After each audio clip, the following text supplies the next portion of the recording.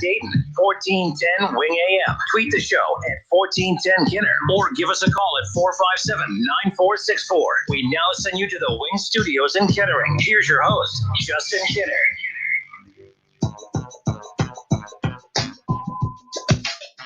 All right, everybody, welcome in. Justin Kinner, Kev Nash with you here on 1410 ESPN Radio. And painful reminder, we are Dayton's home of the Ohio State Buckeyes here today on the Tuesday. And that's what we're going to open up with. Again, reaction to last night's national championship game.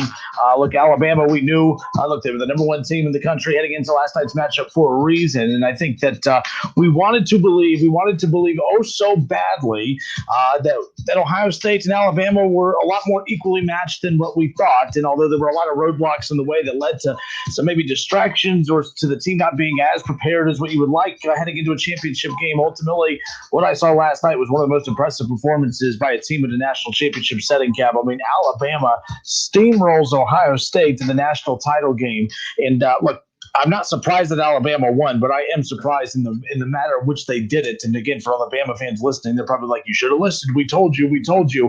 But man, what a game last night, and a game that I think, a lot of Buckeye fans were nervous for. I think, we were kind of joking yesterday that usually Buckeye fans are a little bit more chattier.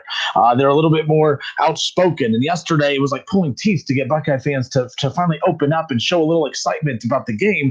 And I'm starting to see why just a little bit. Not why as in Buckeye fans thought their team was going to get rolled. It was just a matter of, I think we all knew just how good this Alabama team was.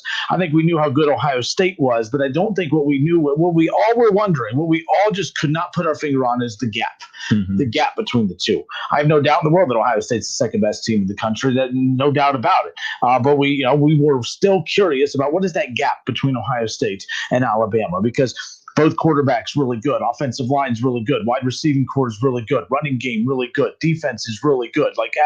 Future NFL players all over the field on both sides of the ball. Special teams, offense, defense, all over the place. I mean, it's stars player galore. We knew Alabama was the number one team. We knew Ohio State was number two, but we just did not know the gap. And unfortunately, that gap last night, the score, that's pretty accurate, I believe. Sometimes a score doesn't always reflect what the true gap is in talent between two teams.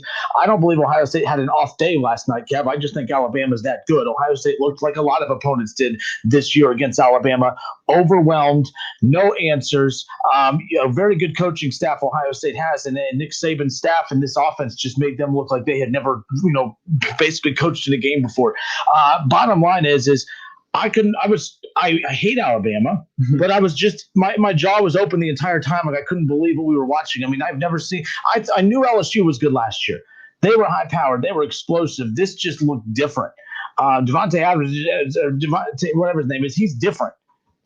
Smith. He looks like Allen Iverson out there. That's who he reminds me of. Just a guy that's undersized. I know that's basketball. Don't get me wrong, but that's all I could think about the whole time. I'm I remember watching Allen Iverson in college and thinking, man, he stands out because of how small he is compared to everybody else. But he also stands out because despite his size, he's clearly the best player out on that football field, regardless of the position. Allen Iverson. That's what I felt like watching him in college, in basketball, and that's how I felt last night watching him in football. It was an unbelievable performance. I mean, he had an entire game's worth of stats packed into one half, and if he doesn't get injured early, the score's probably even a bigger gap than what it actually was. Yeah, it was. If you weren't a Buckeye fan, it was a thing of beauty. Not only what Devontae Smith did, but what their coaching staff did. I don't want to get too nerdy early on in the show, but the things that Alabama does is pretty outstanding. The whole shifting and motioning is basically to confuse everybody. It's to confuse the secondary. It's to confuse the backers. Hold on, you got him. No, you got him. What are you going to stay in zone? So it puts their best players in a position where they're in space all the time. This isn't the 80s and 90s where you just line up in the I formation. You just run into the line of scrimmage, hope you pop a long run. They're making sure they put their best players in space. Not only are they putting Devontae Smith in space, they're putting Jalen Waddle in space. They're putting their running backs in space to make you tackle one-on-one. And there were several occasions where Ohio State linebackers had an Alabama player hit in the backfield for what would have been a loss, but they broke the tackle. So I'm not going to say like, oh man, we were just missing tackles. I'm going to give Alabama the credit for breaking those tackles because we have never seen Ohio State, as bad as our pass defense has been this season, we don't see dudes miss tackles. Like, I may bang on our linebacking core, but they don't miss tackles. And they missed a ton of tackles last night, and those tackles would have been for losses. You know, I was trying to this morning rewatch the game, and I just got so frustrated. But something that I did take a note of is I don't recall Alabama ever being at like 3rd and 12. Everything. Like they were always like they would get the 3rd down, but it's always 3rd down and manageable. And then it'll be like a 3rd and 6, so they'll pick up 5 yards and put them at 4th and 1. We all know they're going for it once they get past the 50. So it was never, we were never playing on, we were always playing on their terms. Another thing about the defense, and this is all season long, the defense was never tied together. You played basketball growing up a ton and organized basketball, for a matter of fact. You know what this term comes from coaches. We got to play defense on a string. Everybody's got to be in unison. Everybody has to rotate to their specific part of the court when they have to make this defense work. And that's something that our defense never did all season long. Another thing about our defense is something I've been talking about for years now. Hey, they're Buckeyes. I love them. Borland, Pete Warner, Baron Brownie. Love them. They're Buckeyes. OHI, all that good stuff. But there's a major problem when the guy, it's not even really their fault. It's really the guys behind them, because there are a ton of quote unquote 4 and 5 star recruits behind them who can't get on the field. We don't have playmakers at the linebacker level. And to any defense, especially in Ohio State defense, we can go on and on and on and name the great linebackers in Ohio State history. These dudes ain't in that caliber, you know. So we could talk about how bad the defense played and how bad the secondary was and how was Devontae Smith getting wide open and all this type of stuff.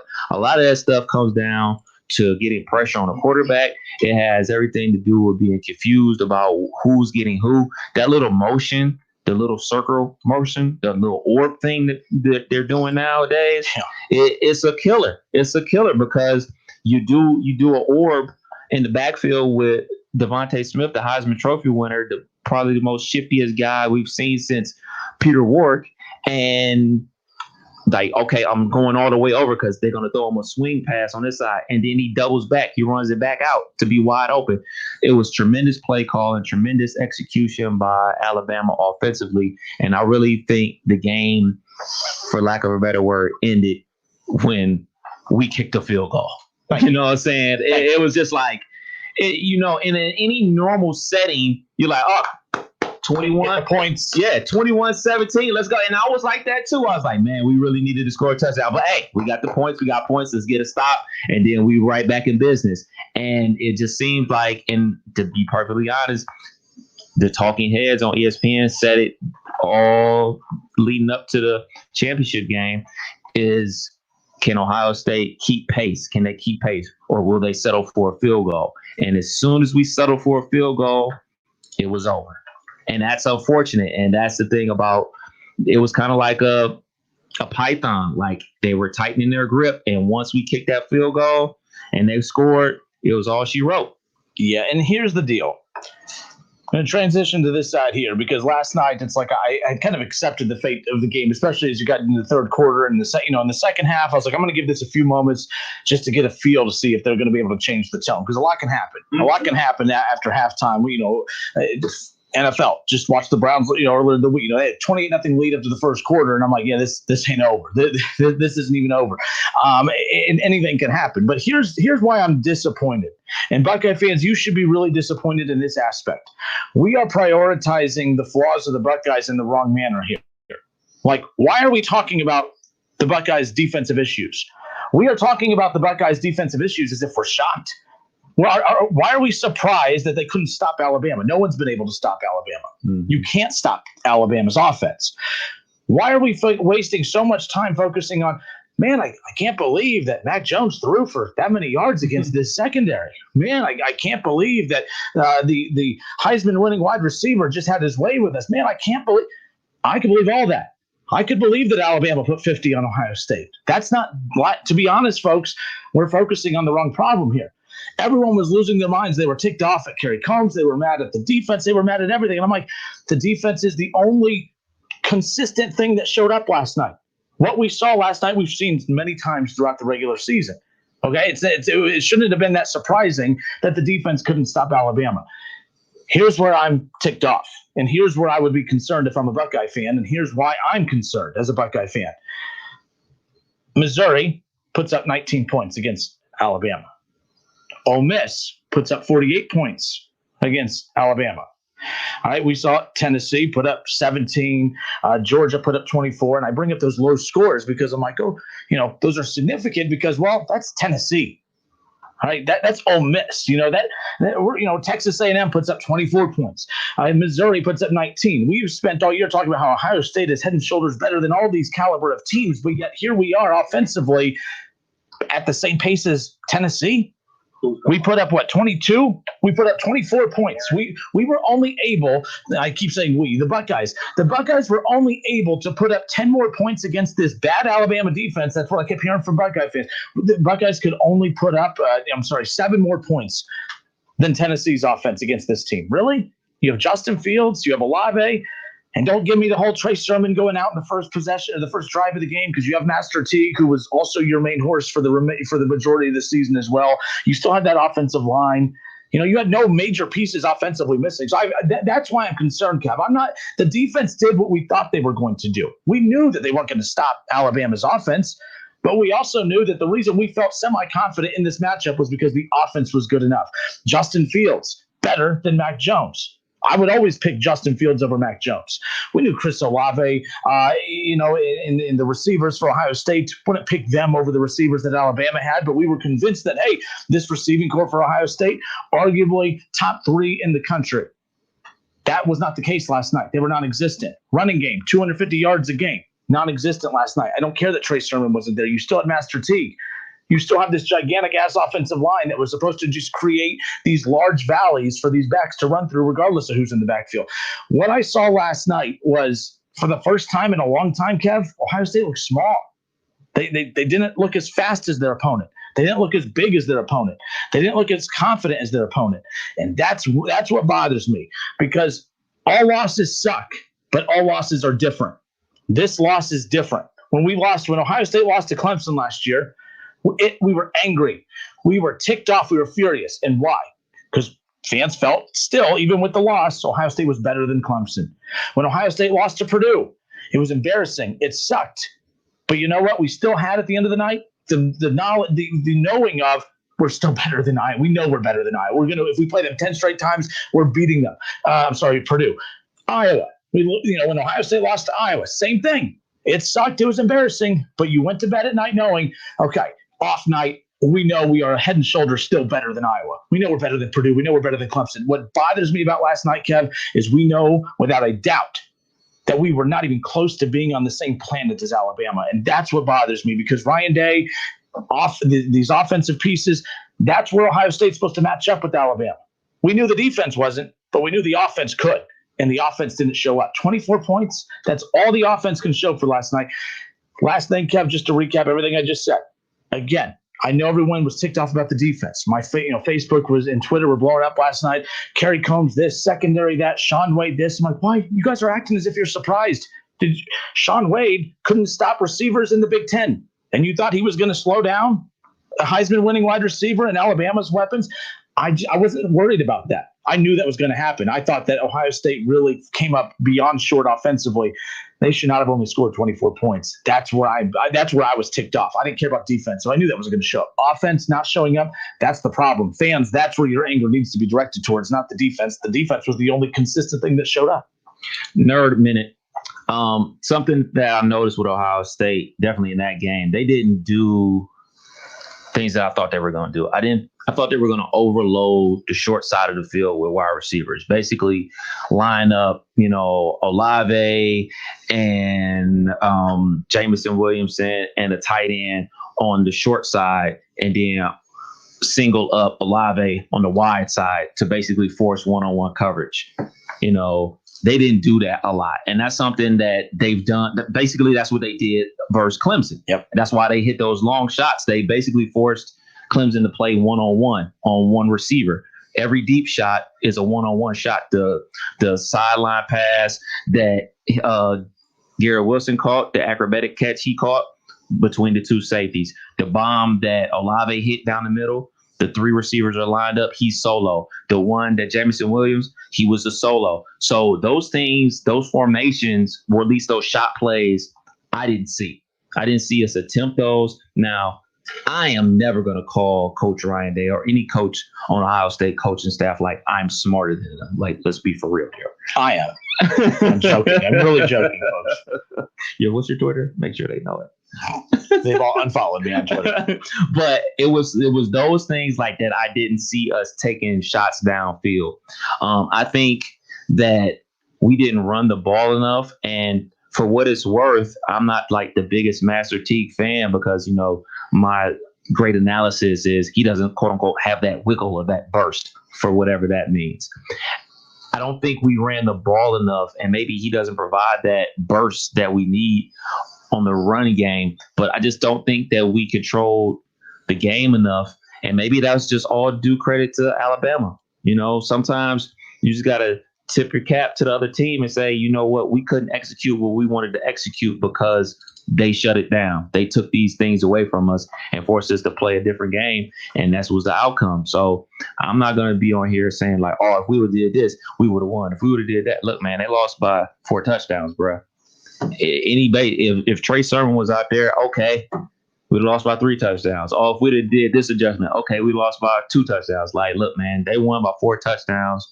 They won fair and square, man. We just got to suck it up and get ready for next season. All right, Justin Kinner, Kevin Nash with you here on 1410 ESPN Radio. So the comment section is filling up. We're going to open up the phone lines now at 457-9464. Kev, we're going to step away for just a few moments. We're going to load up the phone lines. You heard Kev and I open up on our takes on last night's game. Again, it's not that we're surprised that Ohio State lost. We knew Alabama was really good. I think just the gap in the score and overall the gap in the execution and talent, like that's really what threw me off last night was that I would not have bet any dollars at all that Alabama was that much better than Ohio State. And that's what ultimately ended up happening last night. And I ultimately lost a lot of money last night, big picture. And the one bet I could have made to make money was Master Teague scoring 2 touchdowns. And someone talked me out of it. Someone talked me out of it. No, don't put money on Teague scoring 2 touchdowns, you know. So there's that. But no, there was a lot more problems last night. But, you know, again, that is amazing. I knew it, too. As soon as he scored the first one, I'm like, he's getting – well, second, obviously, Sermon goes out. That's obviously what opened the door for that. But folks, big picture here, Ohio State, the defense is what the defense is. The defense was bad. It's been bad all year. It's been exposed by offenses that are significantly less talented than Alabama. Indiana embarrassed Ohio State's defense. We should have saw. I mean, we knew this. It's not that we should have saw it coming. We knew the defense was going to do what they did last night. But what I did not anticipate was Justin Fields not showing up. What I did not anticipate was the run game not being there. And don't give me the Trey Sermon not being there. That was a huge blow. Don't get me wrong. But we were not Trey Sermon away from beating Alabama last night. Like, there was still a significant gap there. The receivers, what happened? Like, Alabama was a prime example of what, oh, man, those receivers are good, looks like. Alabama's a prime example of what, oh, man, that offense is good. That's what that looks like. But to be fair to Ohio State, Alabama's going to be looked at as one of the best all-time national champions, this particular group right here. So that class is unique. This group is unique. Alabama is unique. But we're going to get into this more on the other side of the break. 457-9464. Ohio State goes down in the national championship game 52-24 at the hands of Alabama.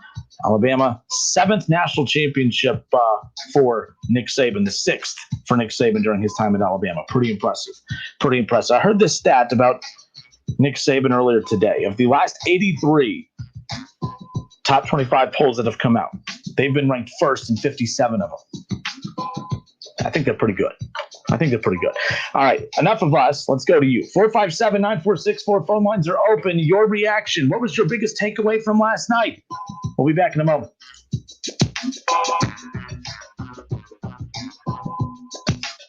Listen, stream, watch. It's the Justin Kinner Show with Kev Nash, right here on Dayton's ESPN Radio, 1410 Wing AM.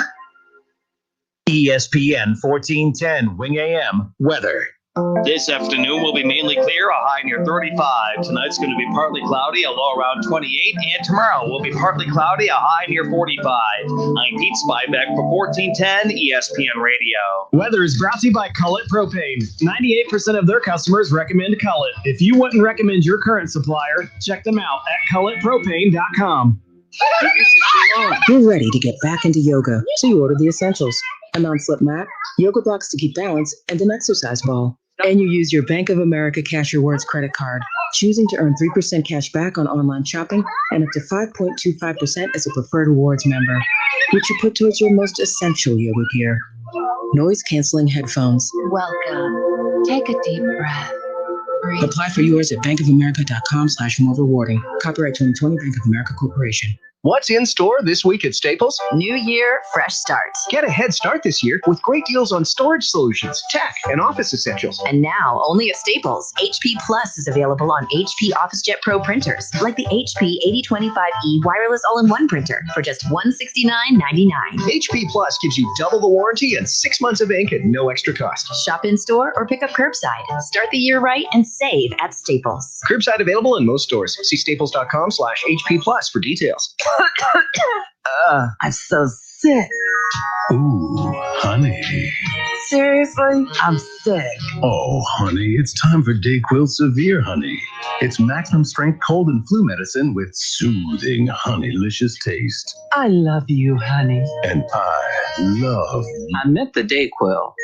New DayQuil Severe Honey. The soothing, honeylicious daytime coughing, aching, stuffy head, fever, power through your day medicine. Use as directed. What do you want a da-da-da? What do y'all want a da-da-da? I have not a da what a da-da-da. We could switch to Progressive da. Oh, y'all. We could switch to Progressive and sa. Okay. We could sell and have to buy some za. Oh, yeah. Let's switch to Progressive to da and get some za with the money we saw. Yeah. Now we know we're gonna da-da-da. These days, nothing is normal and everything is weird. But you could still save big when you switch to Progressive. It might just be the most normal thing you da to da. Quote to da at Progressive.com. Progressive Casualty Insurance Company affiliates. Have you wanted to speak a new language but thought it would be too difficult? Then try Babbel. Babbel starts by teaching you words and phrases that gradually get more complex. Soon, you're practicing short conversations. So in 15 minutes a day, you'll be speaking a new language in a few weeks. Babbel is built around real life. It teaches you practical conversations that you will actually use. Babbel. Language for life. Start the new year with a new language. Get up to 60% off now at Babbel.com. That's BABBEL.com.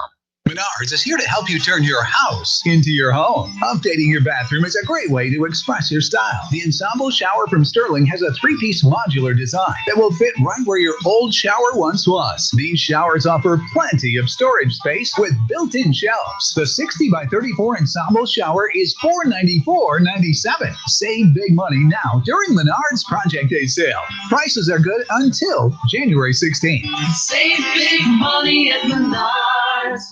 Allstate has new lower auto rates. Nope. Allstate has new lower auto rates. Allstate has new lower auto rates. Allstate has new lower auto rates. Allstate has new lower auto rates. There we go. See just how much you can save when you bundle. In the Springfield and surrounding area, call me, Dave Mowdy, at 325-2474, right across the street from Frisch's on East Main Street. Hey, Sam, back from your date so soon? It didn't exactly go well. I really struggle with communication, trust, lack of commitment. At this rate, I'll be a single mom forever. Maybe you should check out if you qualify for the free classes offered at Marriage Works Ohio. They have TANF funds for people over 18 with a child at home or pregnant. You may qualify as a single mom. They help married couples and singles with healthy relationship classes, including topics like dating. Go to trustmarriage.com or call 937-262-7010 to register. Hi, Joey Beckett here at Buckeye Ford in Sydney, home of the works package. We'll change the oil and filter, rotate the tires, check the brakes, test the battery, and check all the fluids and filters. Still starting at just $39.95. And ask us about our double take tire specials. Goodyear, Michelin, BF Goodrich, Kelly, and other quality tires. Buckeye Ford in Sydney, exit 92 off of I-75. We'll see you soon. Panera's new flatbread pizzas are here. But to our new chef, Klaus, they're not just pizzas, they're masterpieces. Because it's not just cheese, it's hot and melty mozzarella and fontina cheese. It's not just sauce, it's market tomato red bell pepper sauce. And it's not just toppings, it's fresh mozzarella, basil, and grape tomatoes.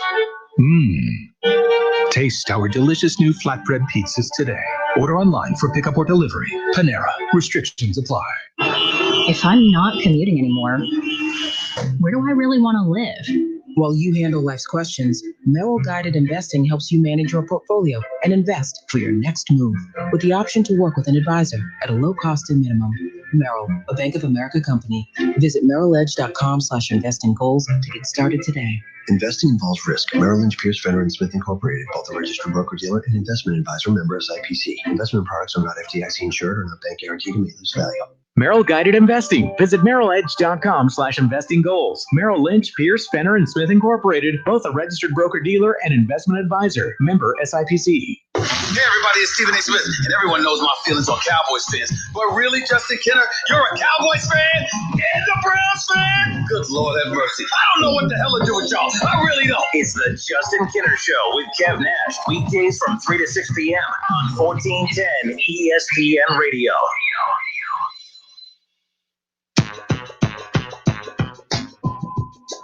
All right, everybody, we welcome you back. All right, sports fans, we may not agree on a lot, but what we can agree on is that we would all love a $10,000 payday. Well, great news. Now is your shot. All you have to do is listen every hour, weekdays, starting at 7 a.m. for the winning words and enter it at wingam.com. It's the 1410 ESPN Radio 10K payday.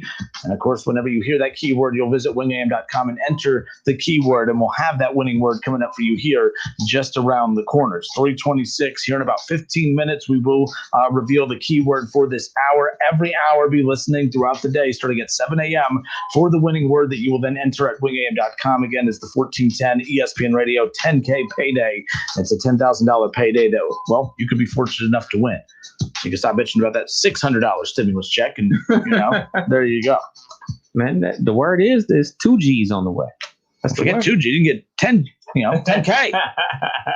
All right, everybody, we welcome you back. Justin Kenner, Kevin Nash with you here on 1410 ESPN Radio. Man, last night sucked. And, like I said earlier, it's like every loss sucks, Kev, but every loss is different. Every loss feels different, but ultimately, at the end of the day, losing stinks. Mm-hmm. But every loss feels different. I remember last year it was tough losing to Clemson because at the end of the day, everyone truly believed that Ohio State was still better than Clemson. That's what made that loss so hard to stomach.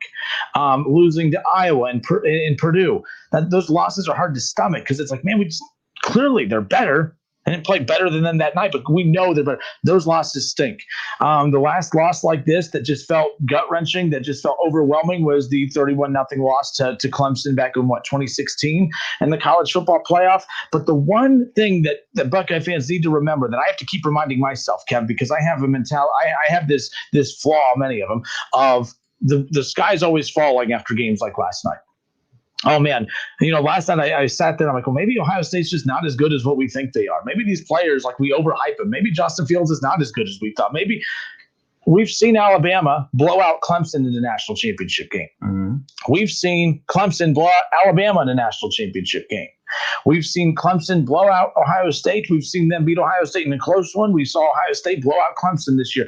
The thing I have to keep reminding myself and everybody else is, and Chris, you're right, the 2007 national – I mean, it sucks for just this short window of time. Right. You know what we're going to start doing? Prepping for the spring game. Then we're going to feel good about Jack Miller or C.J. Stroud. There's probably going to be a transfer player that we haven't even talked about yet. We have a fantastic recruiting class coming in for 2021. We have right now on pace to be one of the best recruiting classes ever for 2021, 2022, and everything else. So things are fine.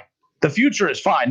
This loss didn't define anything as far as who Ohio State is as a program moving forward, but it is hard to stomach what we saw last night. I think that I can still be critical of this team and what we saw last night, and it not be me saying that this program is garbage. We played like garbage last night, but the program's not garbage. Ryan Day's not garbage. I don't think Justin Fields is garbage, but they definitely played like garbage last night. Again, We knew Ohio State's defense they have its flaws. It has flaws. I knew that defense was going to get exposed. Not really exposed. It's already been exposed. The term exposed means, oh, man, we learned just how bad they were. We knew how questionable this defense was against very good offenses throughout the year. And it just so happens they hadn't played an offense as good as this one. But offensively, when you have Justin Fields and Chris Olave and Garrett Wilson and you have that run game and you have that offensive line, there really is no excuse for you to only put up 24 points. Not in today's college football. Like that's where, like, if Ohio State lost 55-48, cool. Hell, Kev, if Ohio State loses, 60-42 and still a blowout, you still put up 42.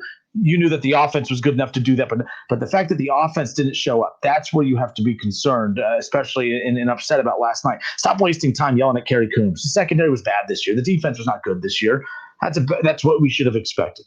All right, 457-9464. You've heard us. Now I want to hear you. Let's go to Darren. Darren, kick us off, man. How you feeling about last night? Well, I didn't have a lot of confidence they were going to win the game.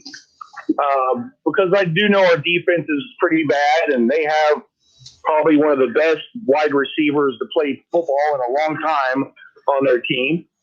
But I'm not as down on them as you are, of course, because you happen to be the most Debbie Downer I've ever seen. If you opened your eyes and watched last night's game, I don't know how you can't be as critical as me of this team. I just talked everyone off the ledge. I said it's going to be fine. How many defensive linemen didn't we have that were supposed to be there? How does that have to do with the offense? Well, be quiet, young man, and listen up. Old man, hang up on his ass. Young man. First of all, you're going to get all fired up and tell me I'll be Mr. Debbie Downer. I literally just talked to everyone off the ledge saying, hey, these blowouts happen. I pointed out that Alabama blows out Clemson. Clemson blew them out. It's all fine. Great recruiting classes coming up. It's not changing the direction of the program by any means. I am critical of last night. How do you only put up 24 points when you have Justin Fields? When you have that run game, when you have that offensive line? And then Darren, old man Darren, calls in and tells young boy Kinner over here that apparently the no defensive lineman is why the offense couldn't score last night. Yeah, I'm the crazy one. Who's next? We got Brian. Is this Bama Brian or Buckeye Brian? No, this is Bama Brian. How are you, Bama Brian? Man, I am fantastic. You need to pray for me, sir. You need to pray for me. I'm all fired up to the blood pressure's boiling, and I wasn't even in a bad mood. I tell you what. You know what? Let me put your Buckeye fans at ease here, because this is the issue. The problem is that every year your offense plays in a conference that is very weak. So it overflows everything that you do. And so, say, for example, the toughest game Alabama played all year long was the SEC championship against Florida. Same type of athlete.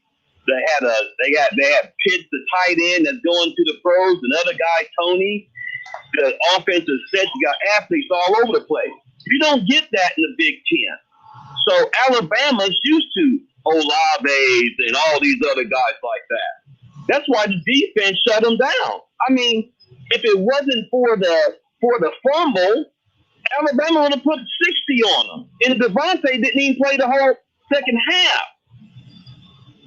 I mean, I've never seen Ohio State so dominated before in my whole life. And it was good to see that, because Alabama just totally outclassed. And Sarkisian, man, he called a heck of a game. And that's why a lot of Texas fans are pretty fired up and excited today. And look, that offensive game plan, for one, everyone looks like a dominant offensive play caller when you have those weapons. I mean, I think you saw it today, Brian. I shared it. I'm not a Bama fan by any means, but that 2017 recruiting class, and Kev, listen, all these guys who came in this 2017, Najee Harris, Jerry Jeudy, Henry Ruggs, Devontae Smith, Tua Tagovailoa, Mac Jones, Jedrick Wills, Xavier McKinney. Those guys that came in that class, my goodness, it's no damn wonder they were as dominant as they were, and half those guys aren't even on this roster. Yeah, but when you look at that, we talk about the athletes and the receivers. Jalen Waddle had a bum ankle, and I just forgot his name off the top of my head. Number 8. He's a little guy. Yeah, Michi. He had a bad ankle too. They were just running offensive set that you don't see in the Big Ten. The Big Ten, you get all these guys all bunched up playing old-time football, and they don't open up. But in the SEC, everybody's running spread offenses. That's why Ohio State's defense was compromised.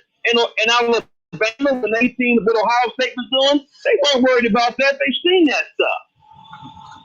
You know? Yeah, I mean, Kev, what do you? Your thoughts on that? That's not necessarily true. A lot of teams run the spread in the Big Ten. Indiana runs a spread. The only team that really lines up in the old school I formation is Wisconsin. Like everybody else, basically everybody runs a spread in college football today.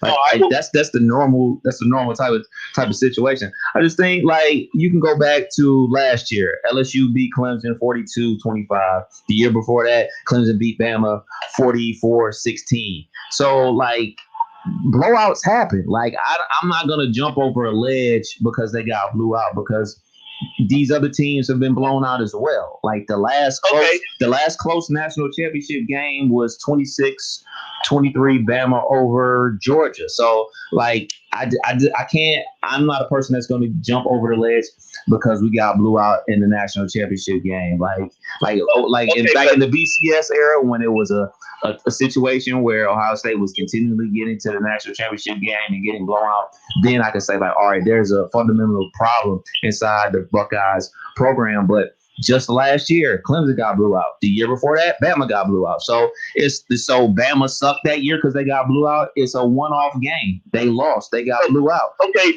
but just check this out. All right, say out of the last 15 national championships, 11 of them have been won from teams in the SEC. And the other fact is this: if you look at this, what's the number on that? 11 of the last 15 national championships have been won by teams in the SEC. Alabama had, I think they have 6. LSU had 2. Florida had 2. And Auburn had 1. So when you look at recruiting, so you talk about people running the spread.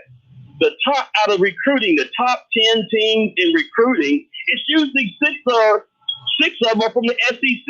So now you got spread offenses with 4- and 5-star athletes versus spread offenses with 2- and 3-stars in the Big Ten, with the exception of Ohio State. Yeah, but Brian, I know what you're saying. Look, nothing could take away from how great this Alabama team was, but I mean, you're bringing a lot of big picture stuff into trying to simplify what happened last night. Last night, what happened is Alabama's just better. They were just better. I mean, there's nothing about that. I mean, because every reason that you're giving as to why they won last night, if that was true, then Ohio State would have lost to Alabama in 2014.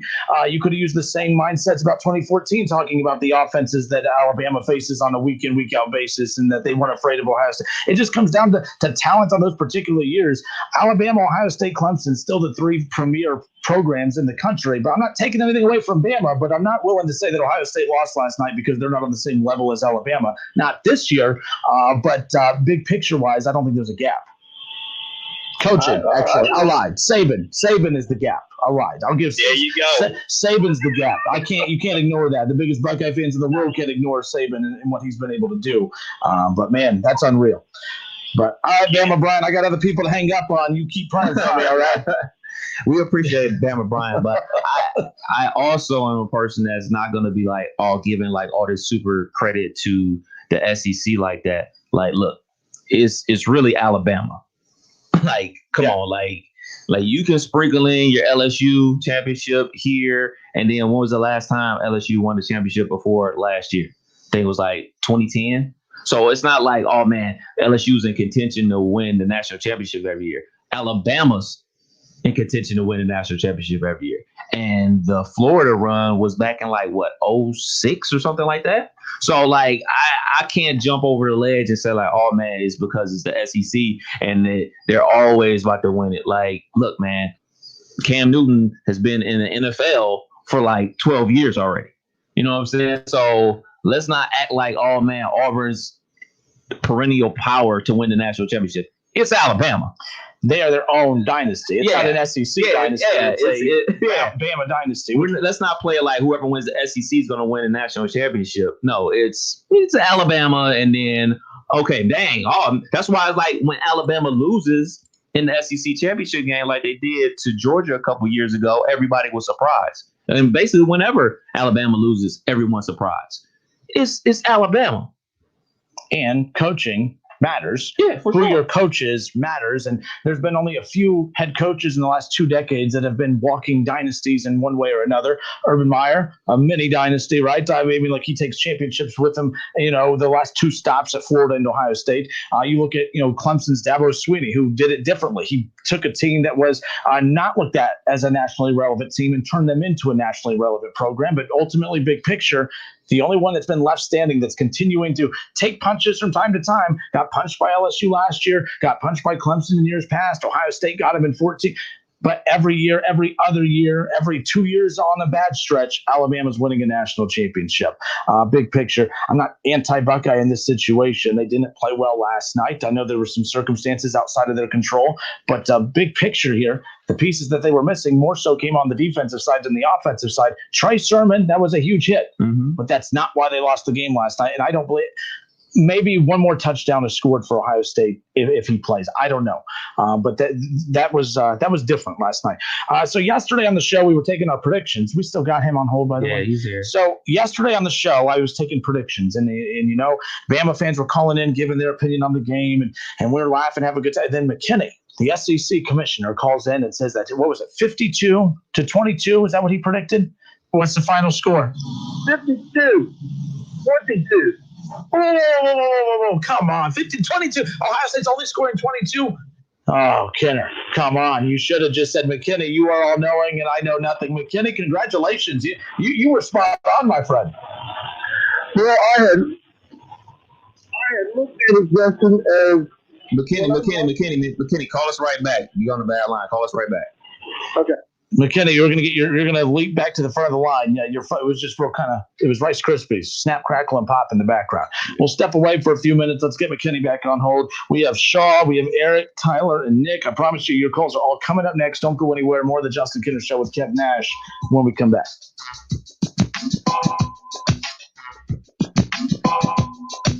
It's the Justin Kinner Show with Kev Nash on 1410 ESPN Radio. It's time for some straight talk. Look, we all drop our phones. It happens. You fumble it, crack it, splash it. Well, Straight Talk Wireless now offers this new Platinum Unlimited plan that includes phone protection. Just $65 a month for unlimited talk, text, and data, plus 20 gigs of hotspot, 100 gigs of cloud storage, and more. All on the best network. Straight Talk Wireless, no contract, no compromise. See Mobile Protect terms and conditions at Asurion.com/Straight Talk. Limitations and exclusions apply. For DIY projects, you know the Home Depot is always in your corner. Now with our mobile app, it can also be in the palm of your hand with digital tools like image search. Snap a picture of something. It'll recognize it and serve up product suggestions in seconds. And our product locator will check availability and lead you right to it. The Home Depot mobile app. Download it today to get started. Only from the Home Depot. How doers get more done. If you need new roofing, siding, or gutters, skylights, or patio enclosures, if you're a homeowner or business and need someone you can trust, don't take a chance. Enhance with Lance. Lance Roofing and Siding in Fairborn has been satisfying customers since 1993 and hold an A+ rating with the Better Business Bureau. Lance Roofing and Siding, 8460 Dayton Springfield Road in Fairborn. Call for a free estimate at 864-2722. That's 864-2722 or online at lanceroofing.com. Cordell Transportation is now hiring for brand new home daily dedicated lanes. Earn up to $1,620 per week. A $2,000 sign-on bonus, medical, dental, vision, company paid life insurance. Apply online at CordellTransportation.com. This is Joe Mazzola, Health Commissioner at Franklin County Public Health. The COVID-19 pandemic is impacting us all in new ways. The stress of COVID-19 has resulted in a rise in drug and alcohol use, and drug misuse can happen in your home. 42% of teens who misuse prescription pills get them from their parents' medicine cabinets. Visit don'tliveindenial.org to learn how to dispose of your leftover pills and talk to your kids about opioids. It's time for some straight talk. Look, we all drop our phones. It happens. You fumble it, crack it, splash it.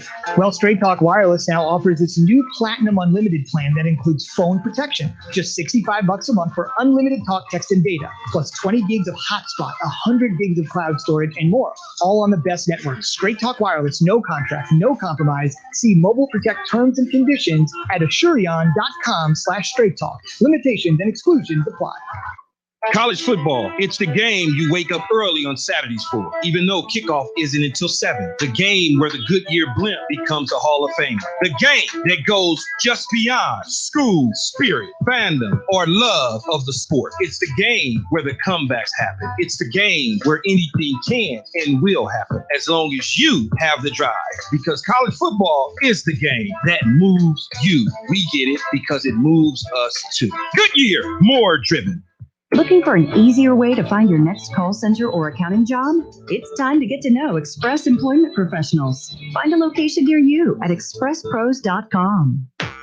Whether you're at home, at work, or in your car, tune in to ESPN 1410 Wing AM or stream us live at wingam.com.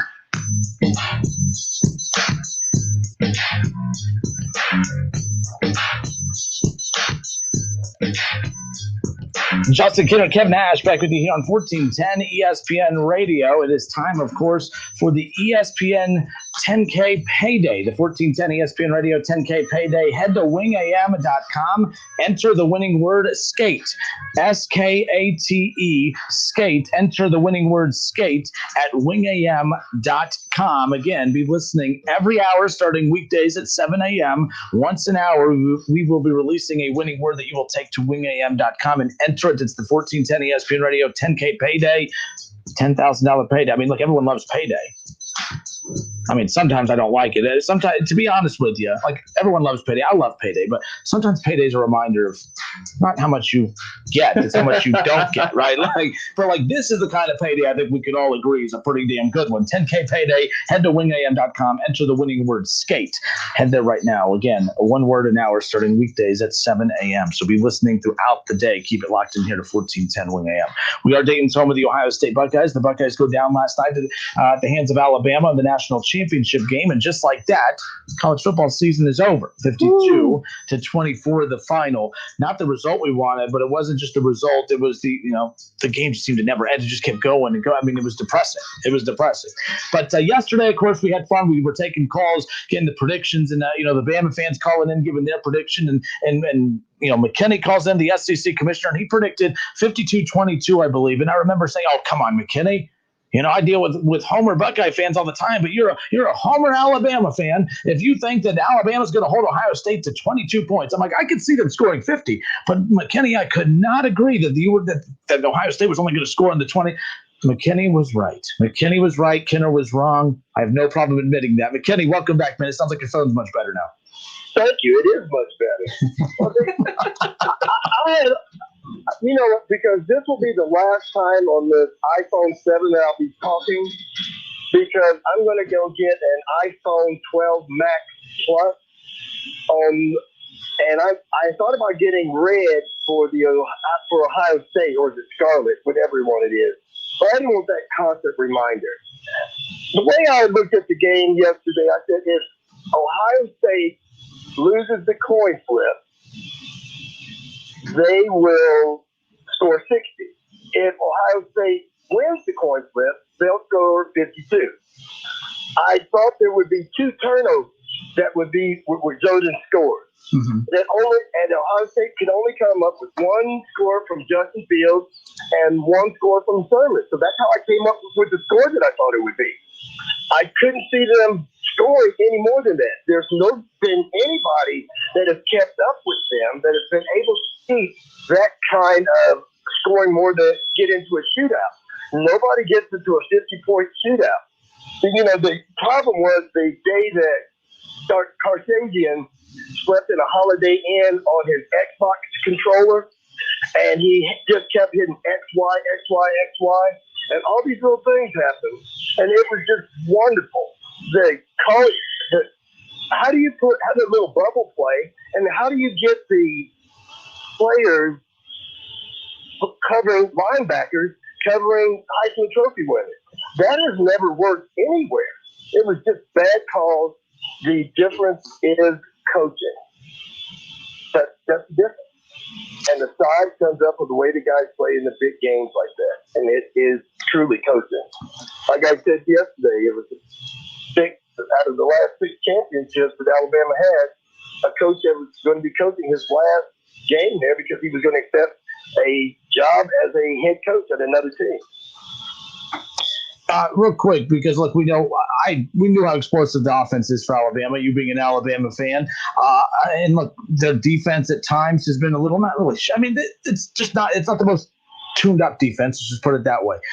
Right. Even you, on your most homeristic day, can admit that Ohio State's offense was explosive enough. You at least saw throughout the year to maybe have some concern. Correct? Like where you even though you predicted it, you had to be a little surprised that offense just completely didn't show up. Right?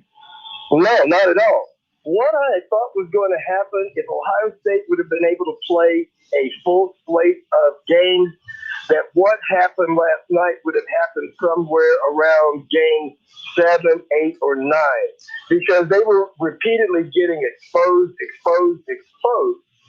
So I thought that they would be exposed a lot earlier, and another team like a Texas A&M would be in that spot. I really didn't think they would be there. I knew they couldn't beat Clemson. I knew that wouldn't happen. But like I said, I'm an Alabama fan. I am not an Alabama homer. When my team is bad, I admit that they're bad. When I say that they're playing bad, they're playing bad. What I said about the defense at the beginning of the year, this was one of the first Alabama teams that I could not tell you what the identity of that team was. When we had those 5 wide receivers that all went, that was an offensive team. That was Tua. That was the offensive game. Defense got to lay back. This year, Matt Jones was a story. Wide receiver winning the Heisman, that was a story. But the whole year, never once from the day that they gave the rankings of these teams, Justin, never once did anybody talk about opting out and not playing till we got to the championship game to get the 000. When you have a coach with that kind of commitment, and you've got players that you coach up to give you that commitment, you're going to have a very successful team. The job of your coach is to take your nobodies into somebodies, and your somebodies into stars, and your stars into superstars. There's a couple of guys last night that made business decisions that made several $1 million by being fat guys in the middle. It's going to be good. I'm one of the few fat people in the world that will not lead to money, so there's that. So, but McKenna, congratulations to your team, man. Appreciate the call. Take care. Take care, gentlemen. Roll Tide. There he is. Yeah, we had to at least kind of play nice. Speaking of playing nice, so Darren, who just called in a little bit ago, he wanted to remind me that I'm a young man who doesn't know what I'm talking about, and that when you're older, you know more. If you are an older individual, you know more than people who are younger. And he's trying to educate me on being more respectful. So on Twitter, he goes at me again. Kevin says, "You are as bad as a Trump supporter. You hang up on somebody because you don't like what they had to say, and that's the biggest P-word move I have seen in years." And again, how people who are older than you like to try to teach you how to be a more polite, respectful young lad. But I don't know. I hope he doesn't teach his kids to call people the P-word and stuff like that. That's all I'm hoping for him, is to be a better person. But he goes on to say, because wait, there's more. He talks about, are you sure you're not a Bama fan? How many D linemen were missing for Ohio State? They had no rotation. You're full of crap about not having the best running back on our team for the whole game. How did that not matter? Plus, it's obvious that Justin Fields wasn't 100%. Excuses. Okay, Darren, I like you, man. You're a cool guy. He called me the P word, and you like him? Yeah, I really like him. Man, I hope someone calls you a name. I'm gonna be like, yeah, I'm on their side. Man, you find out who your friends are. Darren calls me the P word, and Kev's like, oh, I like you. Fine, all right, I don't want to be like what he said and hang up on you. So you have the floor, my friend. The thing about the running back situation, we joked about it. yesterday about the bet with Master T to score 2 touchdowns. I told you not to take that bet, and Master T ended up scoring 2 touchdowns. But the thing about it is the Ohio State coaching staff ran a 2-back system all year long. It wasn't until Master T got a concussion in the first series of the Big Ten championship game where they basically had no choice but to continue to feed Trey Sermon the ball, and he eclipsed the record, ran for 331 yards. It was awesome. It was great. He helped them win the game. Then he exploded in the Clemson game, almost rushing for 200 yards. So I don't necessarily believe like, oh man, this is like a Eddie George, Maurice Claret situation where like, oh man, we lost our workhorse back, because all season long they've been running a dual running back set. And basically, who's to say that they weren't going to go back to that dual running back set since Master T was back from the concussion, because he was put in that position because they had nowhere else to turn.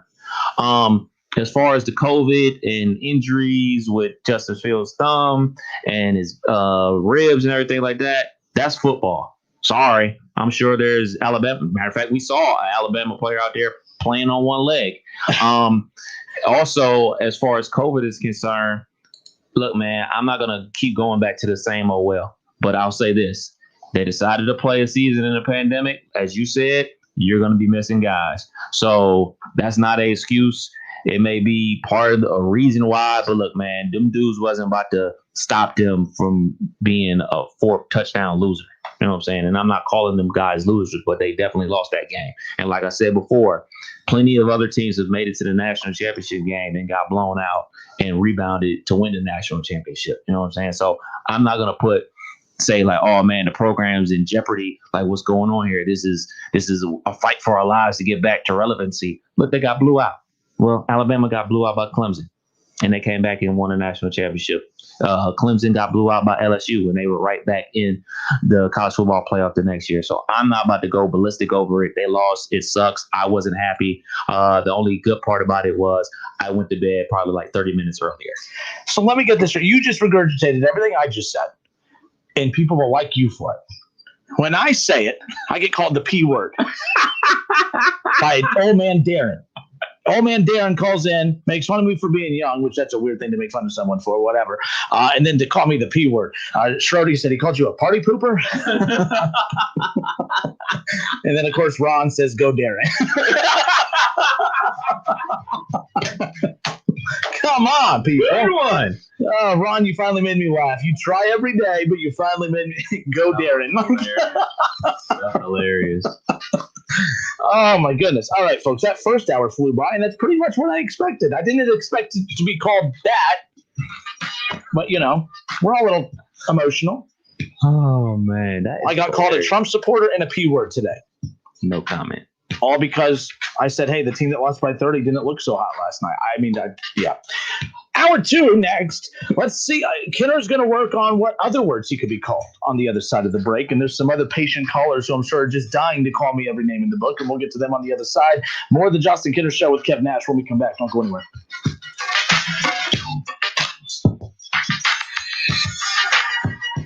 Listen, stream, watch. It's the Justin Kinner Show with Kev Nash, right here on Dayton's ESPN Radio, 1410 Wing AM.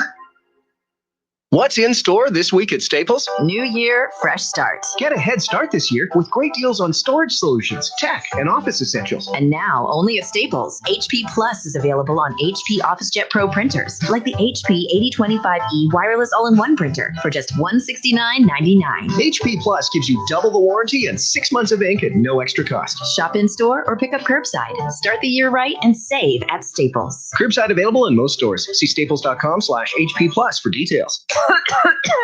I'm so sick. Ooh, honey.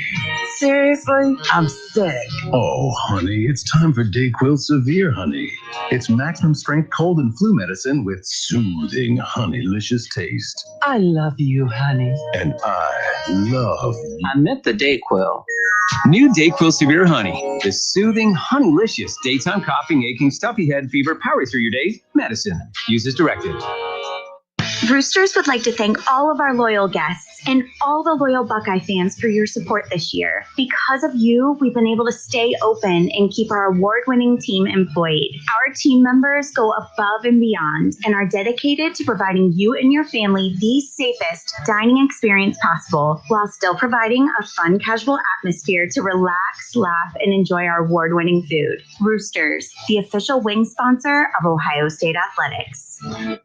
New year, new job, new pay rates. Ritz Hall North America LLC in Urbana has immediate openings seeking experienced assembly operators, welders, machine operators, paint unloaders, and paint loaders. Ritz Hall offers a minimum starting wage of $15.30 per hour with a $1 shift differential for second and third shifts, monthly attendance bonus, and benefits starting on the first of the month after hire. If interested, please email Katie McKee your resume at mckee.k@ritzhall.us. Ritz Hall is proud to be an affirmative action and equal opportunity employer.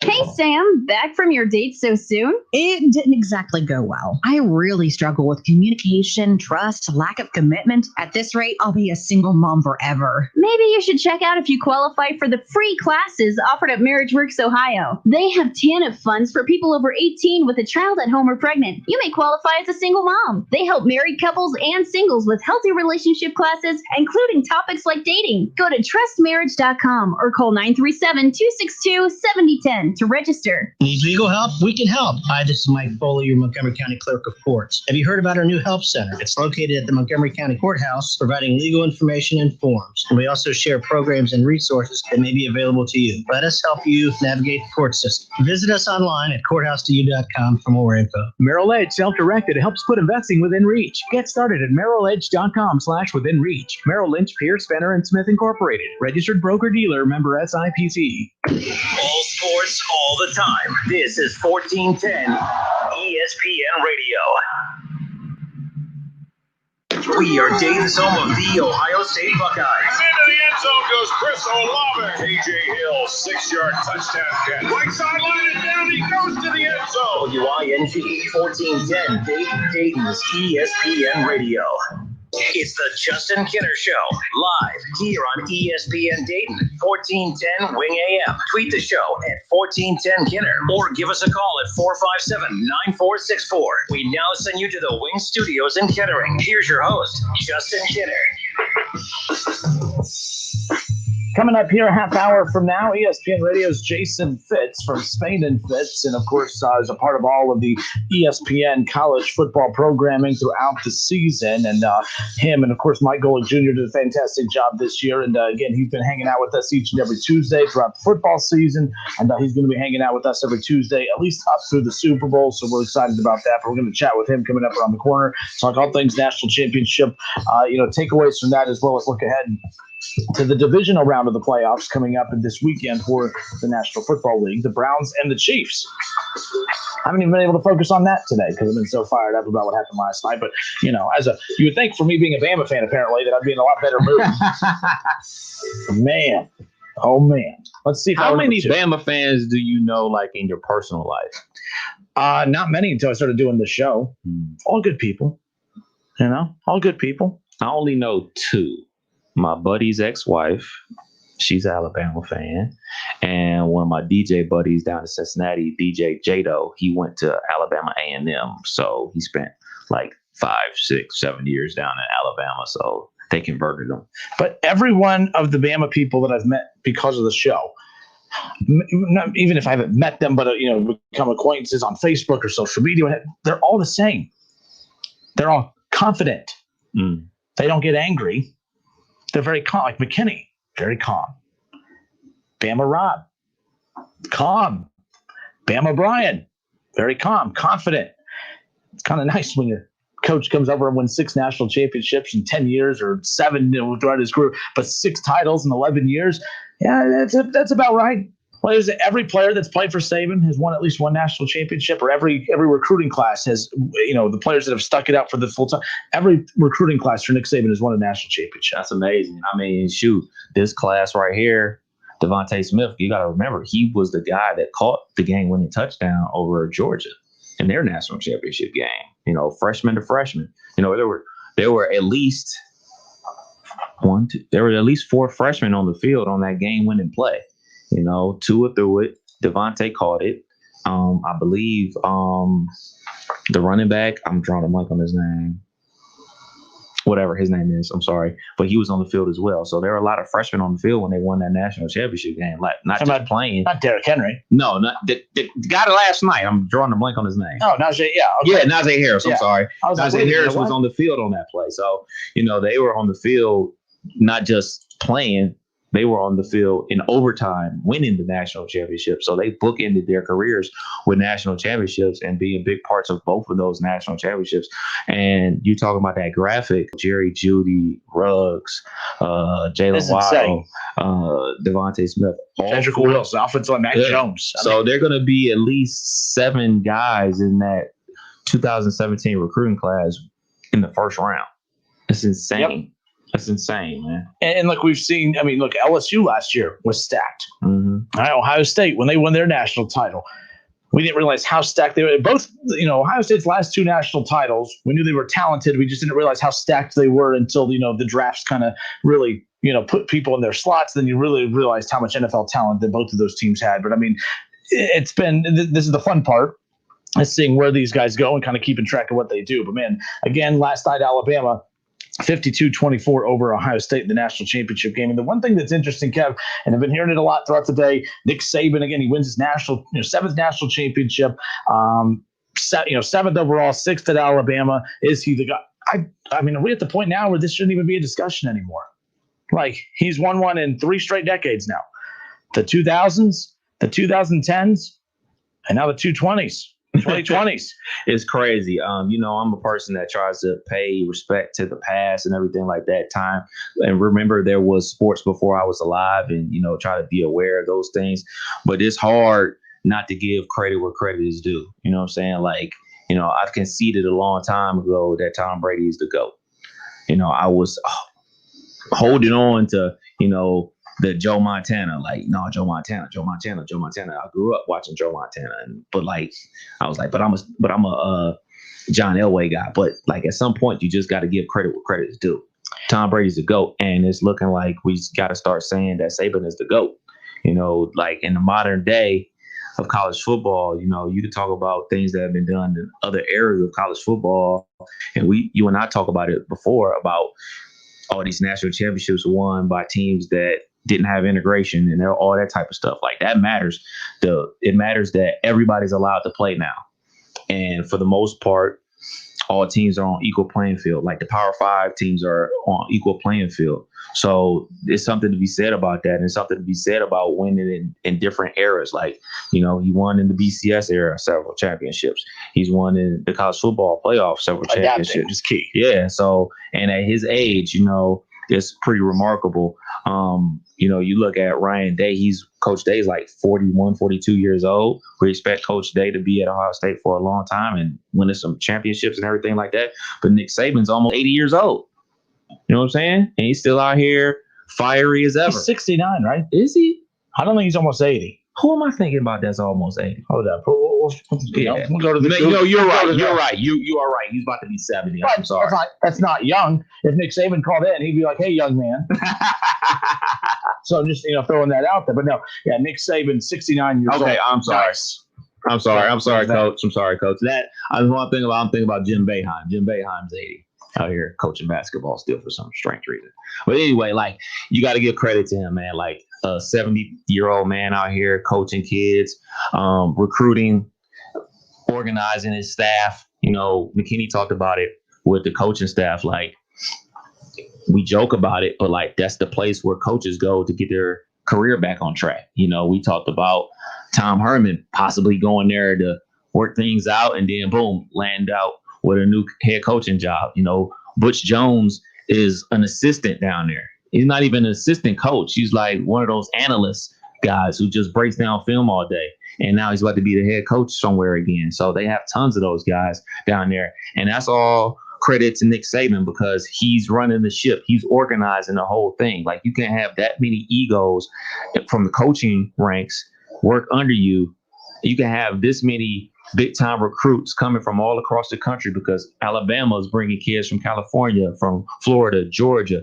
They're plucking who they want to be on their team. And best believe those kids have egos and expectations when they step foot on the campus. And for him to check them and have them in line and playing for one common goal, which is to win a national championship, and 6, that's a crazy number, man. You got to give credit where credit's due. All right. And by the way, Schrody says, well, we know you like to pay respect to the older athletes, Kev. You still think Jordan is the GOAT. So, hey, Schrody started it, not me. Poor James. We'll get into that debate. I'm sure, See, I was going to be nice. I'm sure we'll get into it midweek about that lovely Tennessee Titans loss they had over the weekend. I was going to be nice. I try to be nice, but, I just been taking all types of slander since my Steelers lost and then my Buckeyes lost last night. I'm not having a good week. Oh, poor Kev. Yes. Fans said, your team's not good. I got called the P word today. And you're bad because someone had the nerve to tell you that the Steelers are bad. Yeah, I could tell. Night and day difference, man. I feel bad for you as well. All right, so last night, Ohio State again goes down at the hands of Alabama. And again, as we talked about for the majority of the show, the outcome is not necessarily the shocking part of it. It's the way that the outcome came about. Ohio State losing to Alabama. Many people were, they were uncomfortable with this matchup. But I didn't anticipate Ohio State getting blown out the way that they did. I also didn't anticipate them only putting 20-some points up on the board. But let's go back to the reaction on the phones. 457-9464. Kev, who we have? We got Bama Bob. God, this is the SEC Network. No kidding. Man, Bama Bob, are you there? I am here, and I am patient, and I am going to be humble and tell you, like I said, first team to 40 wins.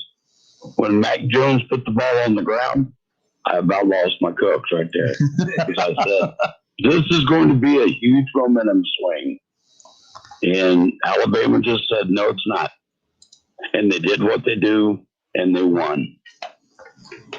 At any point, you just kind of touched on it a little bit where you said, at that point you started to get a little uncomfortable. But at any point did you get nervous? Look, we saw Alabama have a huge lead over Florida in the SEC title game, and Florida came back in the second half to make it interesting. In fact, I was using that as my mental piece heading into the second half. Look, we've seen Alabama's defense get comfortable and let teams back in it. Obviously, that's not what happened. They were just as aggressive, even without some of their main pieces in the second half as they were in the first half, with their guys tearing it up the way they did, especially Devontae Smith. Your overall takeaway of that, did you get nervous at any point? I was nervous the entire game until Alabama stopped Ohio State on their fourth down, and they gave them the ball back. And I was like, this team is over right now. And it was. Your team's pretty good. I can't talk smack today. I just can't. There's nothing to talk smack about. And at the end of the day, that's all that matters. But look, Devontae Smith, Kev, I can't tell you the last time I watched a player in a game that just popped off the field like that. That was unreal. I can't remember the last time I watched a game and just had an athlete jump off the page the way he did. That was unreal when I saw last night. And he's been doing that his whole career. Yeah, it's beautiful. It's beautiful to watch if you weren't an Ohio State fan. Like we talked about the first hour, he's a tremendous football player, but the play calling really puts his abilities on full display. Like he's never in a rush. He runs great routes. He's very smooth out there. And, you put him in space, you're daring somebody to tackle him one-on-one. And it just seemed impossible last night for us to put him on the ground one-on-one. The matchups, like the orb routes, the moving them all around the field, like the old school days where receivers line up on the wide side and the short side, and that's it. Like back in the 80s, like John Taylor and Jerry Rice, they always lined up in the same spot. Well, this ain't the 80s no more, man. They move their toys all around. They line them up in the slot. They line them up in the backfield. They line them at tight end. They line them out wide. They line them up to get them on a mismatch. And that time they got them on a mismatch on Borland. Come on, man. That's 6, baby. That's 6. And the safety ran away from it. The safety got to recognize that type of stuff. So it's not only the game on the field, it's the mental game in your head to know what you're supposed to do. So it puts you in a lot of mental conflict when you have so many guys and you're able to disguise things and put guys in different spots on the field. Yes, and Alabama is more than capable of putting players somewhere where you would never expect them to show up at. But I want to close real quick and let you guys know that I'm going to start a rumor. Mac Jones is going with Steve Sarkisian to Texas.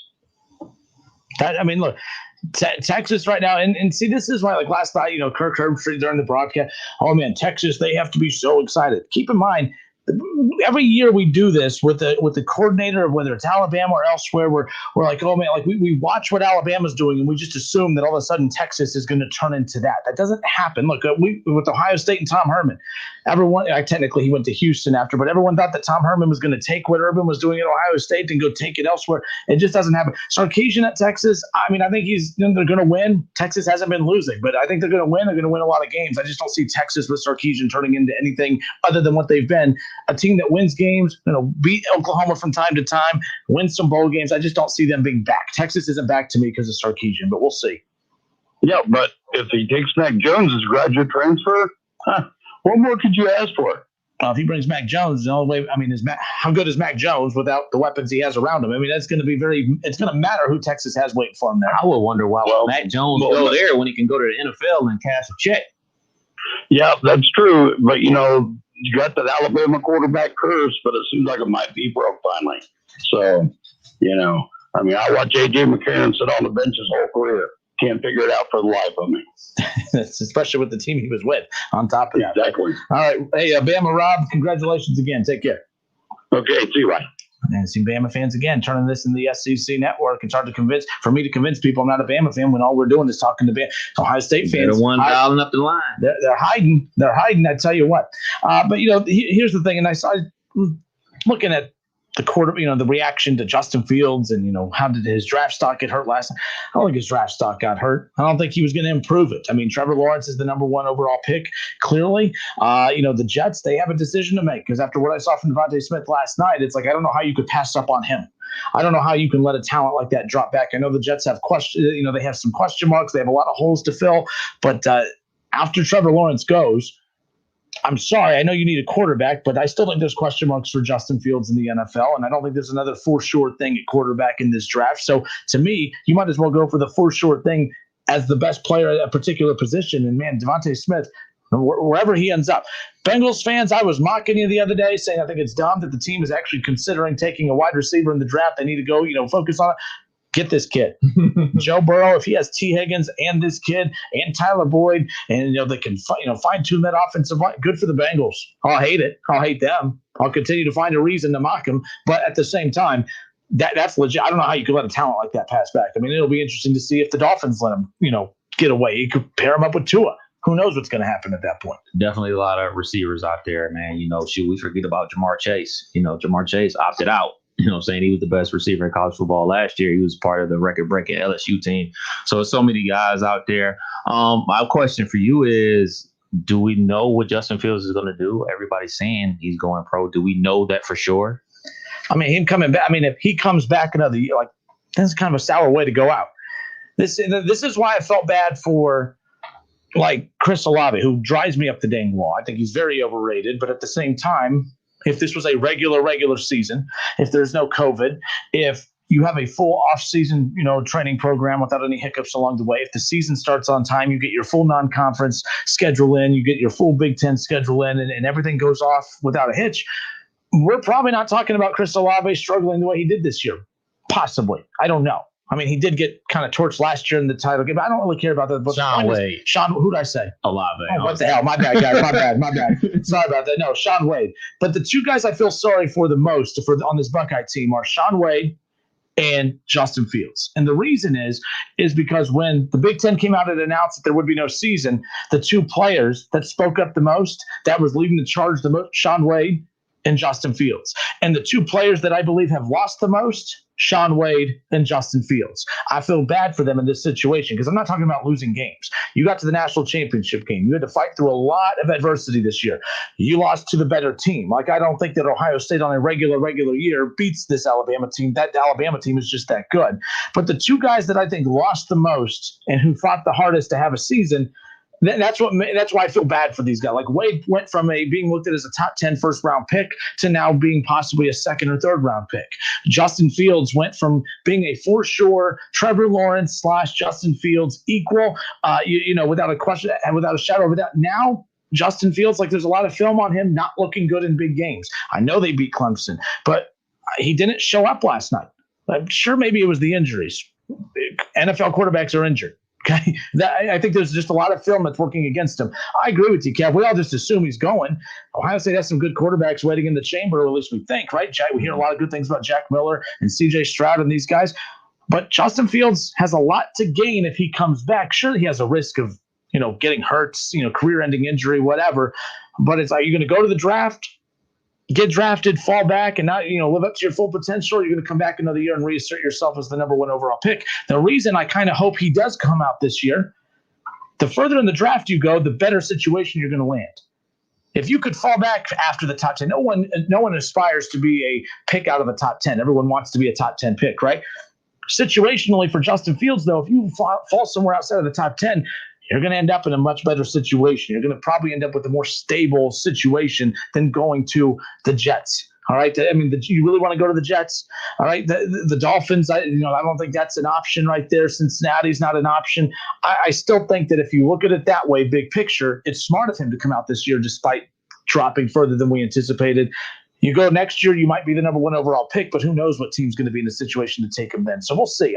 I think it's going to be interesting to see his decision-making coming up into this. It's a lot of guys out there that I worry about going pro, and he's one of them. And the reason I worry about it is because, that temptation to come back to Ohio State or whatever school that you play for and put better film out there and prove that the bad games that you had were just bad games and you're put up more consistent numbers and get more tutelage and everything like that. It's enticing, but we're still in a pandemic, and I know that the vaccine is out here and, first responders are getting the vaccine and everything like that. And something they were talking about on the call of the game last night as it was going into mop-up duty and boring and nobody really was watching. But I heard them talking about, I can't wait for the pageantry of college football next year to have the bands here and the mascots and everything like that. The thing that I would worry about if I was Justin Fields or any other person that was thinking about coming back for another year of college football, who's to say this thing won't happen again? Who's to say we won't be in the same position that we were this past season, fighting for the right to play football, fighting our own conference to play football, missing games because other teams had a COVID outbreak, us missing games because we had a COVID outbreak. That temptation to come back and be an Ohio State Buckeye, I'm sure is strong for a lot of the guys on the team. But the fact that the uncertainty of the season, and I know they're selling like, next fall is going to be great. Everything's going to be back to normal. I'm not convinced of that. Dr. Fauci's not convinced of that. So that's why I believe it's going to be a mass exodus from Ohio State this year. Like, look, we came back. We fought for our right to play. We got to the national championship game. We did what we could do. We lost. We're out of here. And I can't blame them for it, man. I can't sit there and look at those guys and say, like, oh, man, y'all being selfish. What about the Buckeyes, where they sacrifice so much to play for not only themselves, but for our entertainment value? So I just can't see anybody that's really teetering coming back to school. I would recommend them going pro, especially if you're looked at as a top 3 round pick. When we do this, we like to romanticize our teams and try to single out certain players as if they did something that was bigger and better than what anyone else did.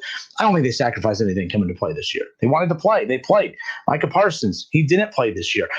Last night, what I loved about what Justin Fields and Sean Wade and these kids did that know they have an NFL future that didn't need to play this year, I think it's great that they decided to play this year. I don't think they sacrificed it. They wanted to play this year. How about the Waddle kid last night? He could barely walk. I was like, this is a joke, right? Like, they're literally not going to let him run around. He caught passes. They literally targeted him in the offense. It was unbelievable. Ohio State, that's how bad they were defensively.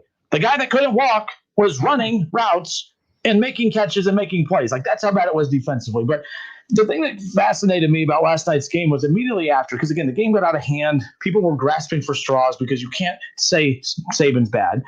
Can't say Alabama's bad. Mm-hmm. You can't say that, of all the things that happened in this game, there was no bad call by the official that altered the outcome of the game. No one was cheating. No, it was just it was a simple, Bama's better, blew Ohio State out. Game's over by midpoint of the third quarter, and off we went. Bama and Nick Saban start getting ripped for Waddle playing. Not just by fans, but by media members, by prominent media members going after Alabama and Nick Saban, saying sometimes You got to protect the players from themselves. And I call BS and hypocrisy and all that stuff because it wasn't even 4 months ago where the same reporters and the same media members and fans that were blasting the Big Ten for taking the choice away from Justin Fields and these other guys is now ripping Nick Saban for giving his players the choice. I love that Waddle played. I love that the kid couldn't walk and still looked at his coach saying, I know I have a $1 million career ahead of me, but you know what? This is the national championship. I want to play. I want to be a part of the reason that we win a national championship. I love that Waddle played. And I promise you, Nick Saban didn't force the kid to play. Nick Saban didn't force the uniform on the kid and say, you're going to play. If you don't play, you're cut. Everyone was painting this horrible picture as if Nick Saban, who was about to win his 7th national championship last night, was painting this picture as if, man, typical rich man here, all he cares about is winning. He doesn't care about the players. He's throwing this kid out there. You don't think that he had a conversation with him? You don't think that Waddle begged and pleaded and screamed and did everything he could to play in that game? Yeah, this ain't varsity blues. Yes, yeah, we talked about that earlier. So it's one of those where when the Big Ten announced that there would be no season this year, hashtag I want to play. Hashtag the players need a voice, right? Well, that wasn't a hashtag. But everyone kept saying the players, they're adults. They should be able to choose if they want to play during a global pandemic. And we may have a little bit more answers now than at the beginning. But if everyone was on board with the players having a choice to play during a global pandemic, then why all of a sudden is it that asinine to think that Nick Saban gave the choice to a player who wanted to play in a national championship game? Justin Fields wanted to play Rutgers, all right? This kid wanted to play in the national championship game. So big picture wanted to play in the national title game, but you see my point. My point is that I can't believe the hypocrisy from people that were blasting Nick Saban in Alabama last night. There was nothing wrong with that kid playing. I thought it was actually cool that he got a couple big plays in the game. It wasn't just garbage time or he wasn't being used as a decoy. He made a couple catches last night. That was pretty cool. He made a catch on 3rd down on their first drive, and they ended up converting and scoring a touchdown. I'm with you. I mean, look, man, he wanted to play according to everything that was reported. His ankle was ready to go. He just had to get used to running on again. Of course, it's going to be sore because you haven't been running since October, and it's a rod in your ankle. So obviously it's not going to feel the most comfortable. It's something you got to get used to and everything like that. He wanted to feel a part of a championship. And I know this for a fact that there's so many people out here who've played a pickup basketball game with a turned ankle. You know, if you out there playing 21 with a broken finger or a turned ankle, how can you say anything wrong about this kid going out there to play a game? And it wasn't like he was out there the whole game, running fly routes. They put him in, take him out for basically the series. I would be blown away if he played more than 10 plays. I would be blown away that he played more than 10 plays. I don't recall him playing more than 10 plays, but it just seemed like it because every time he came in the game, they focused on his face, they focused on the ankle, and 9 times out of 10, he caught a wide open pass. Yeah, I know you said about the pickup games, but anyone playing in a pickup game, they don't have millions of dollars waiting for them in a pro career. But again, to get to that, but you're playing because you want to play. You want to play because it's fun. This is something that you enjoy doing, and he enjoys playing football, and he wanted to help his team win the national championship game. You wanted to feel a part of it because, they probably would have won if he didn't play anyway. But all right, now I feel a part of it. I can not only compete it during the season, help us win games, I competed in the national championship to help us win. Where's my ring? Yeah, and at the end of the day, when I heard people say, oh, sometimes you got to protect the player from themselves, get out of here with that mess. Because where were you 4 months ago when the players were saying we want to play during a global pandemic when we didn't have hardly any answers at all? No one was saying protect the players from themselves. It was the players they should have a choice. They're adults. They should be able to pick if they want to play or not. And none of those same people are saying that Nick Saban's the devil because he forced him out. So give me a break. All right, Justin Kinner, Kevin Nash with you here on 1410 ESPN Radio. Half hour into the second hour. Haven't been called any names yet, so that's good. It's early. That's good. So shout out to Darren again. I want to make sure I keep giving him a shout out. He's having a bad day. I get it. All right, on the other side of the break, we're going to be joined by ESPN Radio's Jason Fitz. We're going to talk about last night's national title game, get his takeaway on that, and then we're going to transition into the NFL. Cleveland Browns, Kansas City Chiefs, divisional playoffs coming up this weekend. We'll talk about all of that as well as the Buckeyes, Alabama, college football. What's next? All of that coming up with Jason Fitz next.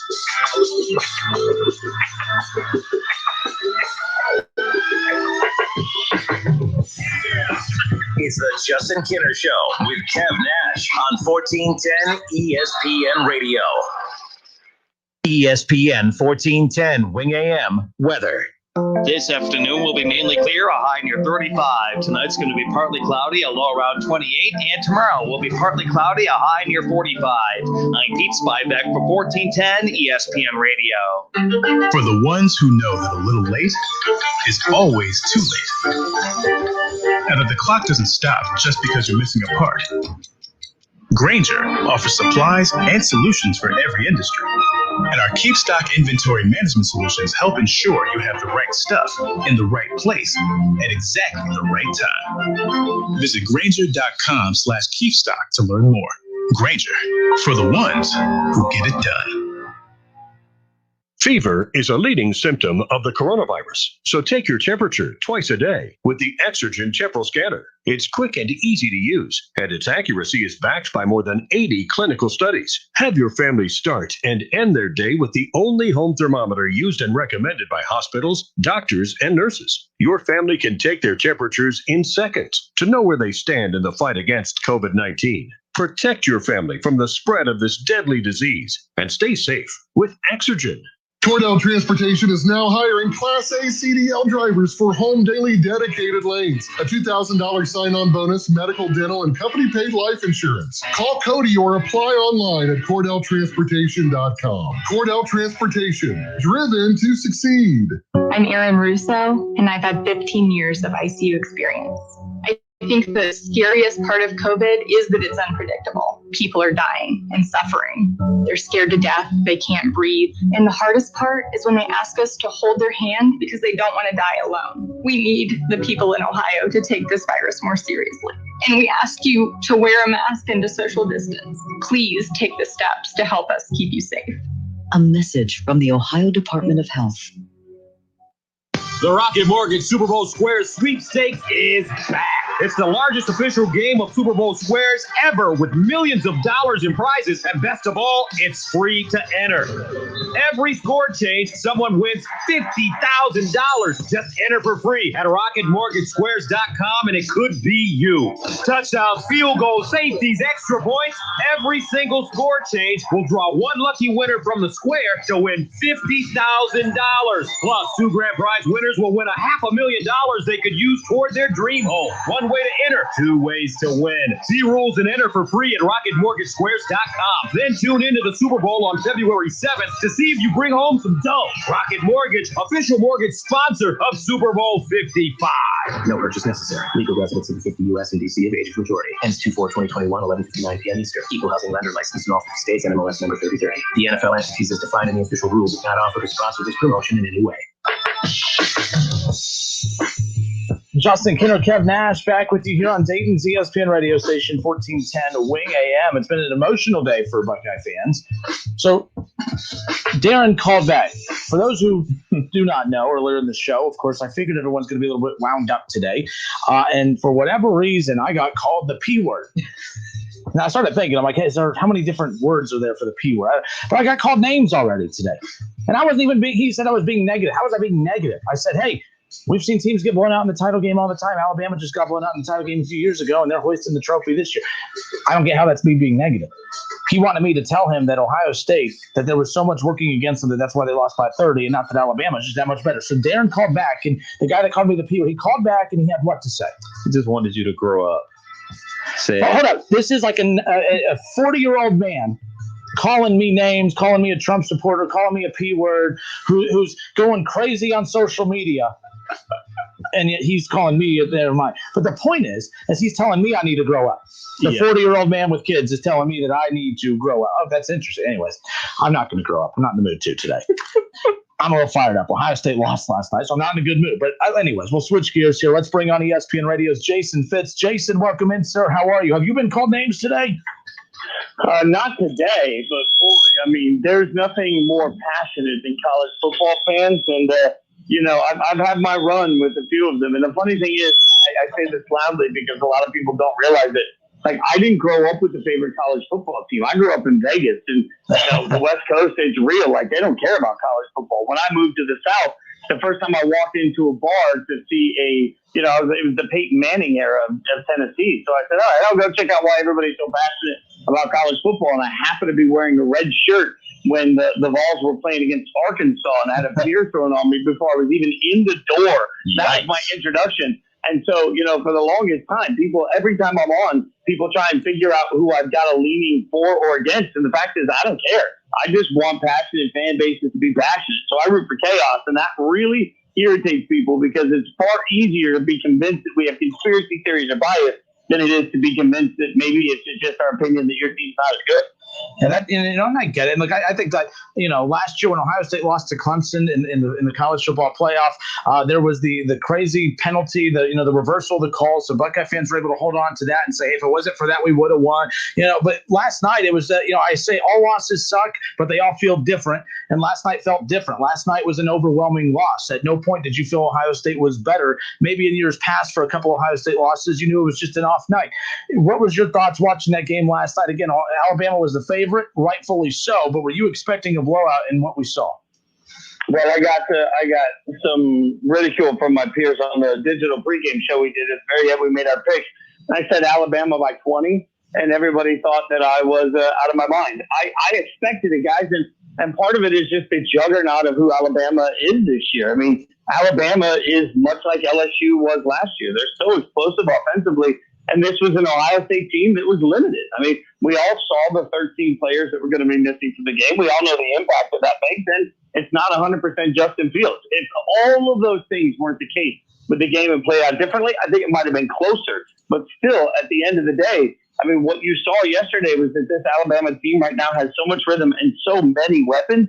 There's not an easy way to stop it. And guys, I'll also tell you, I was doing the megacast last night. We were doing the Skycan megacast. Mike Owens Jr. and I were, and I got a couple of texts from college football coaches that I know well, that I respect. And what they kept saying is there's so many plays, there's so much motion pre-snap for Alabama that everybody's head was on a swivel. And I talked to Mike about it during the game because he knows what it's like to get your butt kicked by Alabama in a national championship game. And, and Junior even said, he's like, there are times where no matter how much film study you've done, no matter how much practice you've done, you are now forced to play your position without the advantage of having ever seen what's coming at you. And how do you manage that moment? And most teams can't manage it particularly well. We all feel like Ohio State held some things back for the playoffs to make sure that they could come out and kick some butt. But I think Alabama held a lot back themselves, and they showed it with some of that pre-snap motion. It had everybody confused. Nobody can figure out where to go. Jason, the one take I had on this was that, we've seen Ohio State's defense struggle at points throughout the season. Indiana put a lot of pressure on them. The Big Ten championship game, obviously, they've been pressured a lot throughout the game. I mean, even Clemson, who they were able to overcome, you still had Trevor Lawrence throw for 400 yards against this defense. So when I was, mentally prepping for this game, I'm like, I was never at any point expecting Ohio State to stop them. I was more so surprised, Jason, based on the fact that Ohio State only put up 24 points. Because when we started dissecting the matchups, quarterback versus quarterback, receivers versus receivers, we knew Alabama had slight advantages at multiple positions, especially wide receiver. But I didn't perceive this offense being that much better than Ohio State's. Clearly, I was wrong, and a lot of Buckeye fans were wrong. Were you surprised at all by how little the contribution was offensively from Ohio State?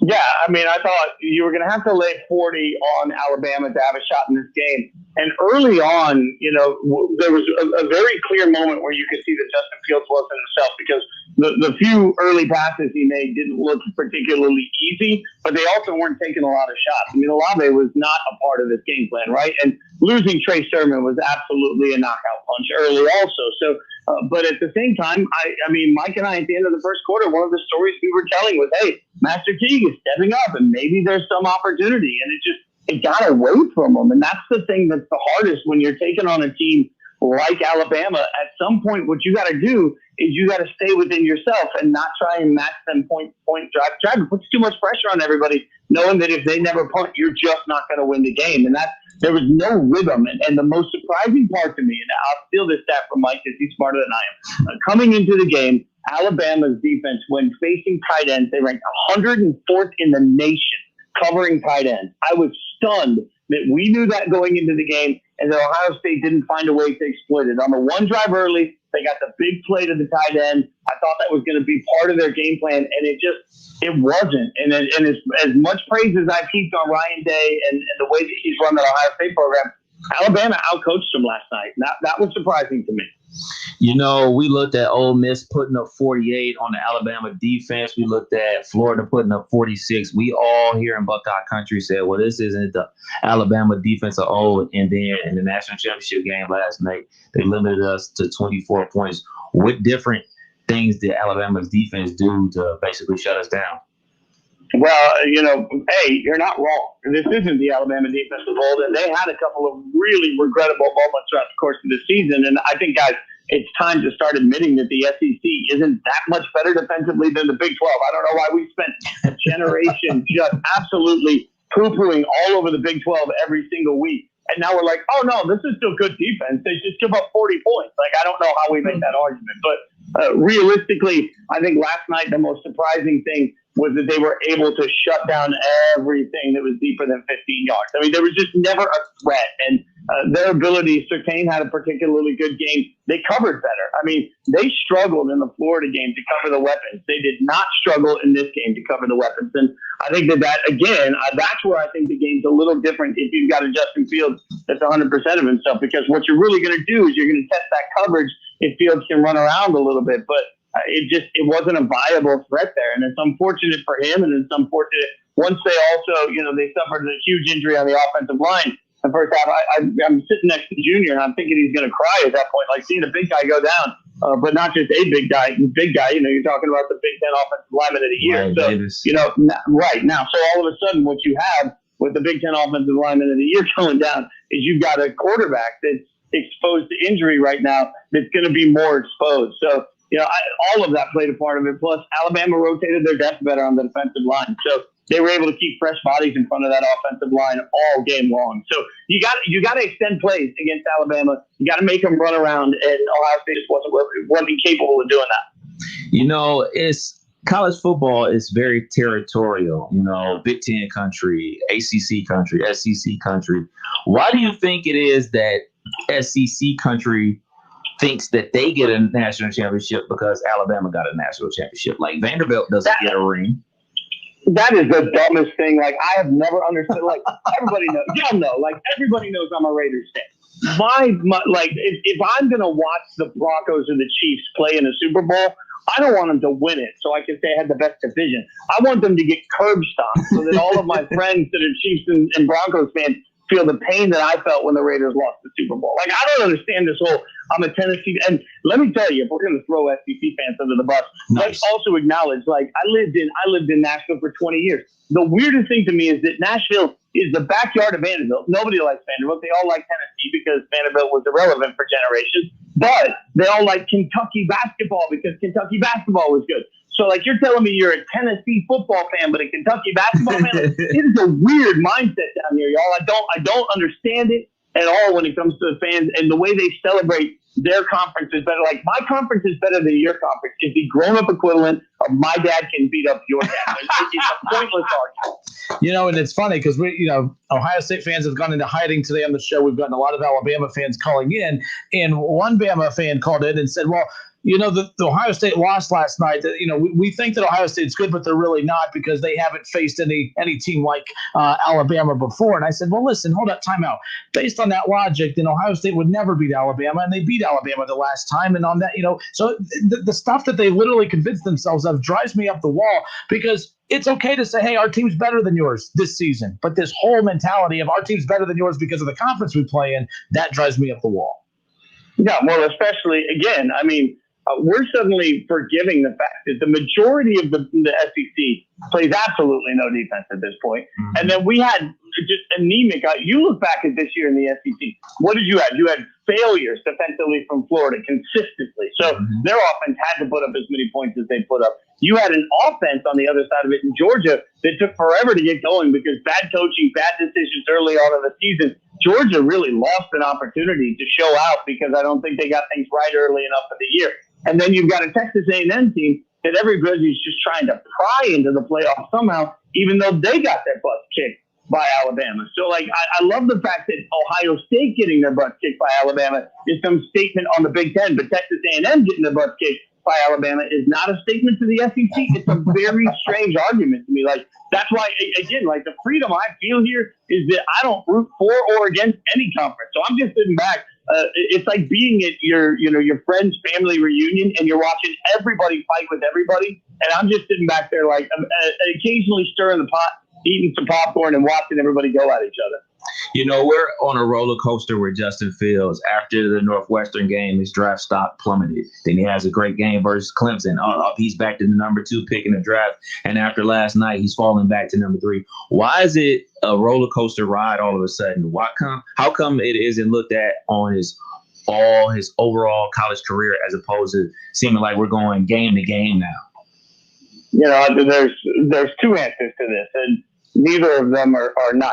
And I'm going to be honest, I just think what happens is a lot of NFL people that start talking about the draft, and I'm not talking about necessarily our draft gurus or experts, but a lot of people that are talking about the draft and making up mock drafts just are not college football heads. And, you know, it's one of the things I talk to Peter Burns all the time, and I know Burns, he can be very polarizing because of his SEC fangirl approach. Like, I get it, you know, and I would say that to him if he were here, but you know, the thing that he always points out is it's amazing how often teams get it wrong and analysts get it wrong because they just don't watch enough college football. And so what happens is everybody falls in love with a name at some point in the season and then they start watching it. So for a lot of people that are trying to figure out where Justin Fields falls versus Zach Wilson, it's because they didn't watch much of either of those quarterbacks play. So, you know, realistically, when you get into the draft situation for Justin Fields, we've seen that he can be a spectacular quarterback. We've also seen that he probably has some growing to do, which I don't think is an unfair thing to say for a quarterback that you may pick in the top 5. I mean, Justin Fields has every opportunity to be a top-notch quarterback in the NFL. And it's part of why I told Jets fans when they were freaking out about not getting the first overall pick, do a Google search right now and just Google the top quarterbacks in the NFL this season. And I don't really care about the minutia of the list, but as you start to go down everybody's list, you'll find that the only top overall pick on anybody's list that's in the top half of that is Kyler Murray. The rest of them were not top overall picks. So I think Justin Fields is going to go to a good situation if he can get himself out of a situation where he doesn't have to go to Jacksonville or the Jets. And he'll be, all of a sudden, we'll look at it and say, why didn't everybody see this? And without remembering that he went to a better team, had the opportunity to maybe sit back a little bit, figure out who he's going to be as a pro, and didn't have the same level of pressure on him because he wasn't the number 2 overall pick sitting in New York. To me, it's not complicated. I believe in body of work, and that's why anybody that says, well, Sam Darnold, we're not sure who he is. Yes, we are. Go back and watch Sam Darnold at USC. Watch Sam Darnold now with the Jets, and you have a really good indication. He's basically a glorified version of what he was in college. So if a team gets a glorified version of Justin Fields in the pros, they're going to get a hell of a tough quarterback that makes really good, really accurate deep throws. They can make electric plays and then still sometimes takes too long to make his reads. Like, these are all the things we've all seen, right? So, you know, I think that there's a real opportunity for a team to get a star quarterback with Justin Fields, and I don't think it's that complicated. All right, ESPN Radio's Jason Fitz. Good to have to hang out with us here on the Tuesday. Of course, reaction to last night's national championship game. Alabama rolls over Ohio State, and that's all she wrote for the 2020 college football season. How about that? But Jason, we'll send you out with this. You know, you're talking about these great star quarterbacks. So let's talk about the greatest quarterback of all time, Baker Mayfield, leads the Cleveland Browns to the playoffs for the first time in 18 years, and then wins in his playoff debut against the Pittsburgh Steelers. How about that? I projected them to win 12 games this year. Well, they're at 12. Will they get 13? They're a 10-point underdog. It's going to be a tough one for them on Sunday. Well, I mean, nobody hands off better than Baker does, right? Damn it, Jason. Damn it. Yeah, Fitz, you get him. Hey, look, I picked them coming into the season. I picked them to make the playoffs, so I haven't been anti-Browns. But you're right. It's midway through the season. I didn't think they'd be able to put it together. They have. Baker's done really well, and I got to give a lot of credit to that coaching staff. You know, it's something that I've talked a lot, to people in Cincinnati about, for example, is that sometimes you can get so enamored with the fact that you've got Joe Burrow that you forget that you have other people on your offense that you have to get involved in the game. That's something that Stefanski has really brilliantly done. I think it's a huge credit that they were able to go in and beat the Steelers. They're in a situation now where all Baker has to do is be pretty good, and they're going to be able to win a lot of games for a long time. So I feel, if I'm a Browns fan, do I think the Browns have a shot against the Chiefs? No. But realistically, I don't think anybody has a shot against the Chiefs. So if I'm the Browns, I'm looking at it saying, hey, Pittsburgh is a dumpster fire at this point. They have no idea what their quarterback situation is going to be. Cincinnati is still Cincinnati, and Baltimore is going to be good for a while. So you're looking at, hey, we're going to take on the Ravens year in and year out for the next 5 years. Like, that's a better sort of approach than we've seen for a long time for the Browns. All right, you know what? That's it. I've had it. Jason, I love your takes on everything except the Browns. You're doing a fantastic job till now, and you're going to feel really silly when you come on next week and we're talking about the Browns and the AFC title game. I'm just throwing that out there. I just want to be clear that you're going to feel pretty silly next week. If the Browns make the AFC title game, when the NFL draft is in Cleveland, I will meet you there, and I will take you anywhere you want for dinner. It is on me. We will sit back, and we will have all of the steak that you can possibly eat in one meal. All right, and I'm cheap, so I don't say that without some level of confidence. A deal, and I want to up it too. Spain and Fitz, 7 to 9. I want you to give our show a shout out on that show next week when the Browns win. That we are the greatest local show of all time. That's what I want. That and that steak dinner. That is done. All right. I will do that on Monday next week. If you all win, you will get all of the credit. All right. Sounds like a plan. Hey, Jason, thank you so much, man. Take care, and we'll talk next week. Happy New Year, guys. Thanks so much for having me. Later. Steak and the shout-out. Now, normally, I wouldn't be rooting for the Browns, but a shout-out on the national show. Steak dinner in my hometown. Go Browns. Yeah, of course go Browns. We just talked about how the smart fans are loyal fans to their division and conference. Oh, goodness. Oh, goodness. So, hold up. I didn't hear all that. So, what did he said, what all do we get? We get, if the Browns win, steak dinner in Cleveland during the NFL draft. And a shout out on Spain and Fitz. Perfect. Spain and Fitz, by the way, weeknights, 7 to 9 p.m. right here on 1410 ESPN Radio. ESPN Radio across the board. All right, folks, hour 3 coming up around the corner. We'll get back to your calls, reaction to last night's loss for the Buckeyes in the national title game. Keep that in mind. Also, on the other side of this break, we have a chance for you to win. Not really just win, but have a 10K payday. The 1410 ESPN Radio 10K payday. We all love payday. Some of us love it more than others. For those who make more than others, I don't necessarily love my payday all the time. It just depends what bills I have around this certain time. But a 10K payday, who wouldn't want a $10,000 payday? I think that'd be pretty damn cool, right? So head to wingam.com. I'm going to give you the winning word on the other side of this break for you to have a shot to win $10,000. So keep that in mind. We have that coming up for you on the other side of this break. But the Cleveland Browns are a 10-point dog to Kansas City, and I don't get it. I'm completely fine with them being the underdog, but it's disrespectful at the 10 points. Give me a break. I'm telling you right now, the Chiefs have not played that great of football for over a month. And statistically, their defense is not that good. In fact, their defense is the Cleveland Browns defense. So how are we going to sit here and act like Cleveland's going to be? Baker Mayfield has had bigger games against way better defenses. We're not talking about Baker being better than Patrick Mahomes, but that defense for Kansas City, they've made lesser quarterbacks look like MVP candidates over the last month and a half. 10 points. Give me a damn break. I can't wait to have that steak dinner in Cleveland and have the Justin Kinner Show with Kev Nash getting some love on some national radio. I can't wait for that. We'll be back in a moment. 10K payday keyword next. As well as Browns talk. Don't go anywhere.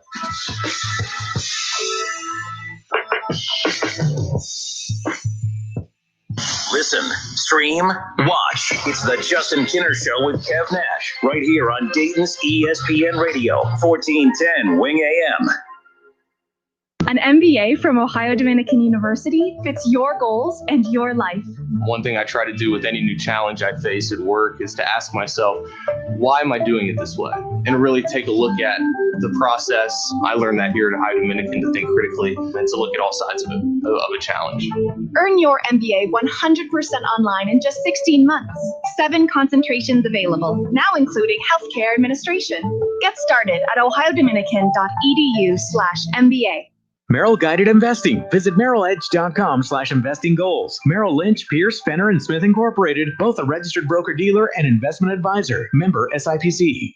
There's never any FOMO with the iHeartRadio app. You won't ever have to miss out on your favorite shows and contests with this radio station again. Radio 24/7, 365. We're here when you want us. Stay connected and listen anywhere when you download the free iHeartRadio app. My name is Cade Courtley, and this is my new show, Can You Survive This Podcast?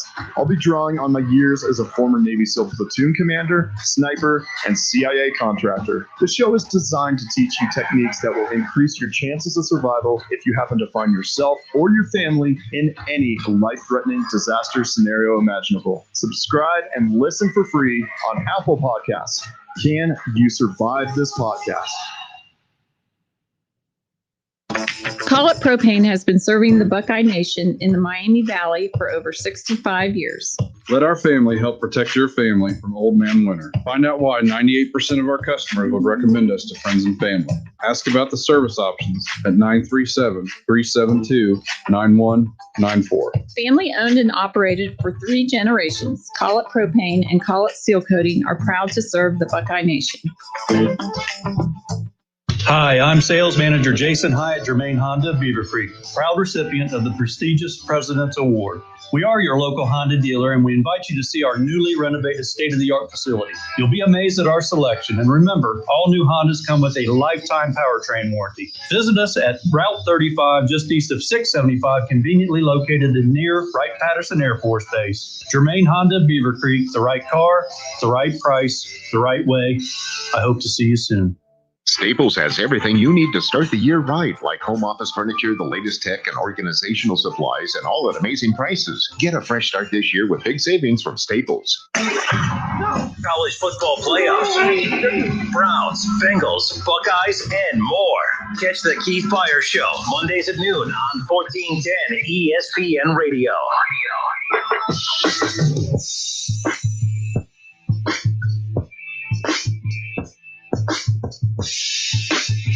Justin Kinner, Kevin Nash, back with you here on 1410 ESPN Radio. It's the 1410 ESPN Radio 10K Payday, an opportunity for you to win $10,000. Head to wingam.com,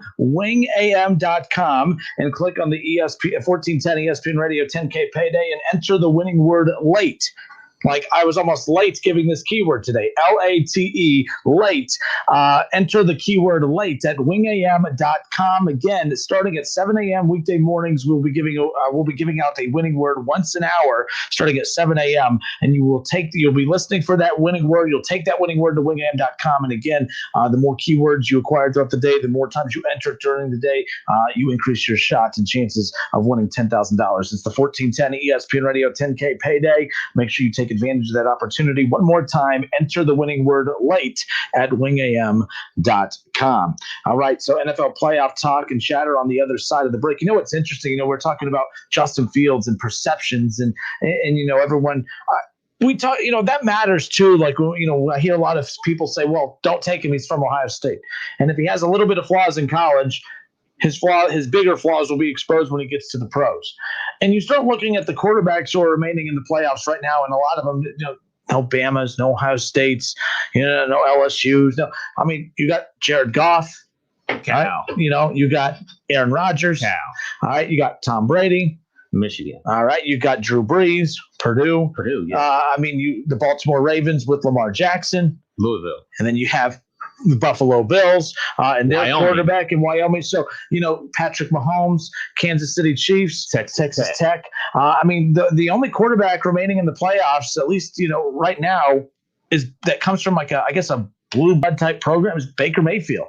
Yeah. That's why he's the best, man. But no, it's even think of like Russell Wilson. When we're talking about the quarter, and most of these guys were not number 1 overall picks.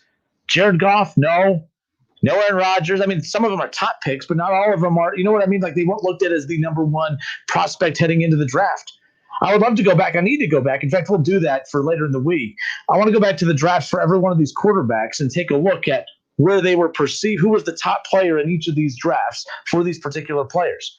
They weren't like we spend so much time talking about like Trevor Lawrence. People get Golf went number 1. Oh, that's right, but he didn't play that year because the Jeff Fisher year. Okay, fair enough. But I did forget about that mainly because he was almost considered a bust because he didn't even play. That was the year of Hard Knocks that his whole ordeal behind the scenes. And then when he did play the second year, he was terrible. Then McVay comes in and he's good, and then they go to a Super Bowl and now he's not as good. He's all right. Yep. So it's just, but it's interesting if you look at the drafts for every one of these quarterbacks outside of, Goff obviously going number one. If I do recall that draft was not that good, at least perception wise heading into the draft. It wasn't the most talented draft, but we'll get into that. But the thing is like right now we're looking at this coming up draft and we're like, oh man, Trevor Lawrence, man. Right. He's going to be the one. I bet you every one of these guys, the draft that they came out in, there was a quarterback that we were talking about them the way we do with Trevor Lawrence. And it's going to be a quarterback that we're not talking about right now that's going to end up being the most successful from this group. Yep. And it may not even be Justin Fields. Like, let's just be clear. Let's take our Buckeye affiliation away. It could be the kid from North Dakota State or where Trey Lance. Trey Lance. It could be the BYU kid. Like, that's the thing. Like, we always put so much attention on these big brand college quarterbacks. And I thought about what we talked about the reason we don't see these guys succeed in the NFL is because the college game comes so much easier to them. It looks easy. Of course, you look at the quarterback in Mac Jones for Alabama last night. Look at all the weapons he had. Mm-hmm. He has the best running back in college football, the best receivers in college football, the best offensive line in college football. I would actually be concerned if Mac Jones didn't have Heisman-like numbers. And Mac Jones, numbers, everyone's like, oh, his numbers are the same as Joe Burrow's. I'm telling you, I find every reason I can to take shots at Joe Burrow and the Bengals just because I like to do that to the Bengals fans. But Joe Burrow, it's hard to criticize him. It just is different with him. Mac Jones, he's not going to be a good NFL quarterback. He's not going to be a good NFL, or he'll be okay, but he's not going to be great because the NFL is going to be, I know this sounds like, well, duh. The NFL is going to be a million times harder. Mm-hmm. A million times harder because the game will never be easier than what it is right now for him in Alabama. You will never have the best receivers in your sport, the best running back in your sport, and the best offensive line in your sport all at one time. Like, I don't get how you couldn't get better. We look at guys like Drew Brees and Tom Brady and these guys that they were in college. Very good, but they never had the best players around them the way Mac Jones does. Justin Fields, the talent he has around him, he may never have as much talent around him in the NFL as what he does right now. That's a fact. I screamed that from the mountaintops for years. Like, I just don't know. Is it you or the guys around you? Are you making people better or are they making you better? And another thing we got to start putting in there, man, coaching staff. There's so many coaches on these teams. Like, you have what they call them, assistants, and I forget the other thing with the guy that Bush Jones, like they analysts.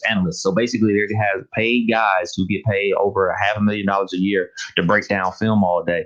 So they're putting their players in the best position to learn and execute. And, to be perfectly honest, those are the college coaches' job. Their job is to win games at college, not to get you ready for the NFL. The NFL is a cherry on top. Yep. You know what I'm saying? I know there's different styles. Like, I know Ohio State's thing is #develop here. And, they got great coaches and they put a ton of guys in the NFL.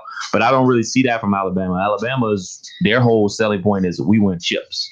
I'm not saying either one is right or wrong, but that's a thing. Like that's a serious thing. These shadow staffs that prepare these guys for the games every Saturday, and the numbers that they're putting up, especially Mac Jones. Like, I just don't know if it's him. And like I said, the same thing about Tua. I just don't know if it's him or the other guys. And when you look at that 2017 recruiting class, 4 of those receivers will be first-round draft picks. And at one time, Tua was throwing to all 4 of them. So I just don't know if it's him or the dudes around him. And that's not even, we glorify the guys that make the catches and run the ball, but the offensive line is crazy too. So I just don't know, man. It's a lot smarter people out there that know more about football than I do. But I think it's pretty evident when you look at the NFL.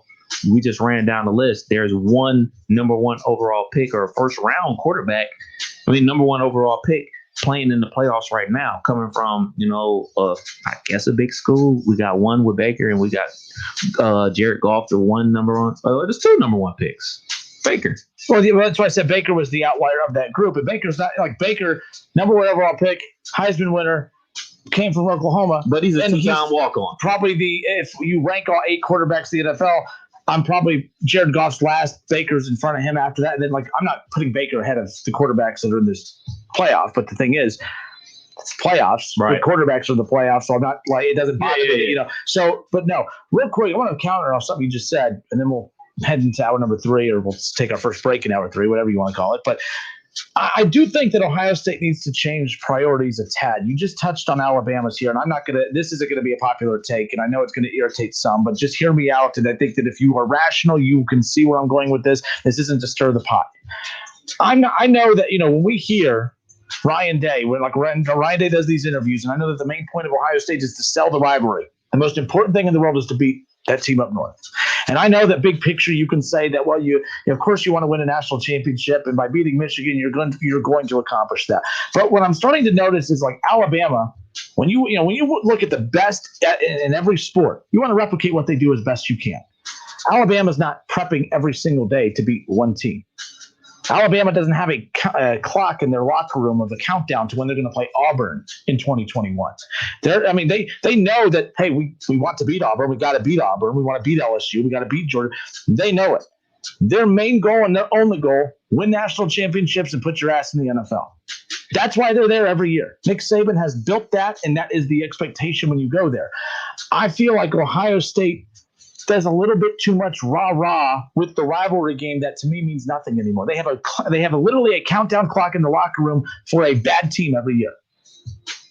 That countdown clock and they even said this year, Justin Fields, Clemson, I prepped for Clemson. I've prepped for this game unlike any game I've prepped for this year.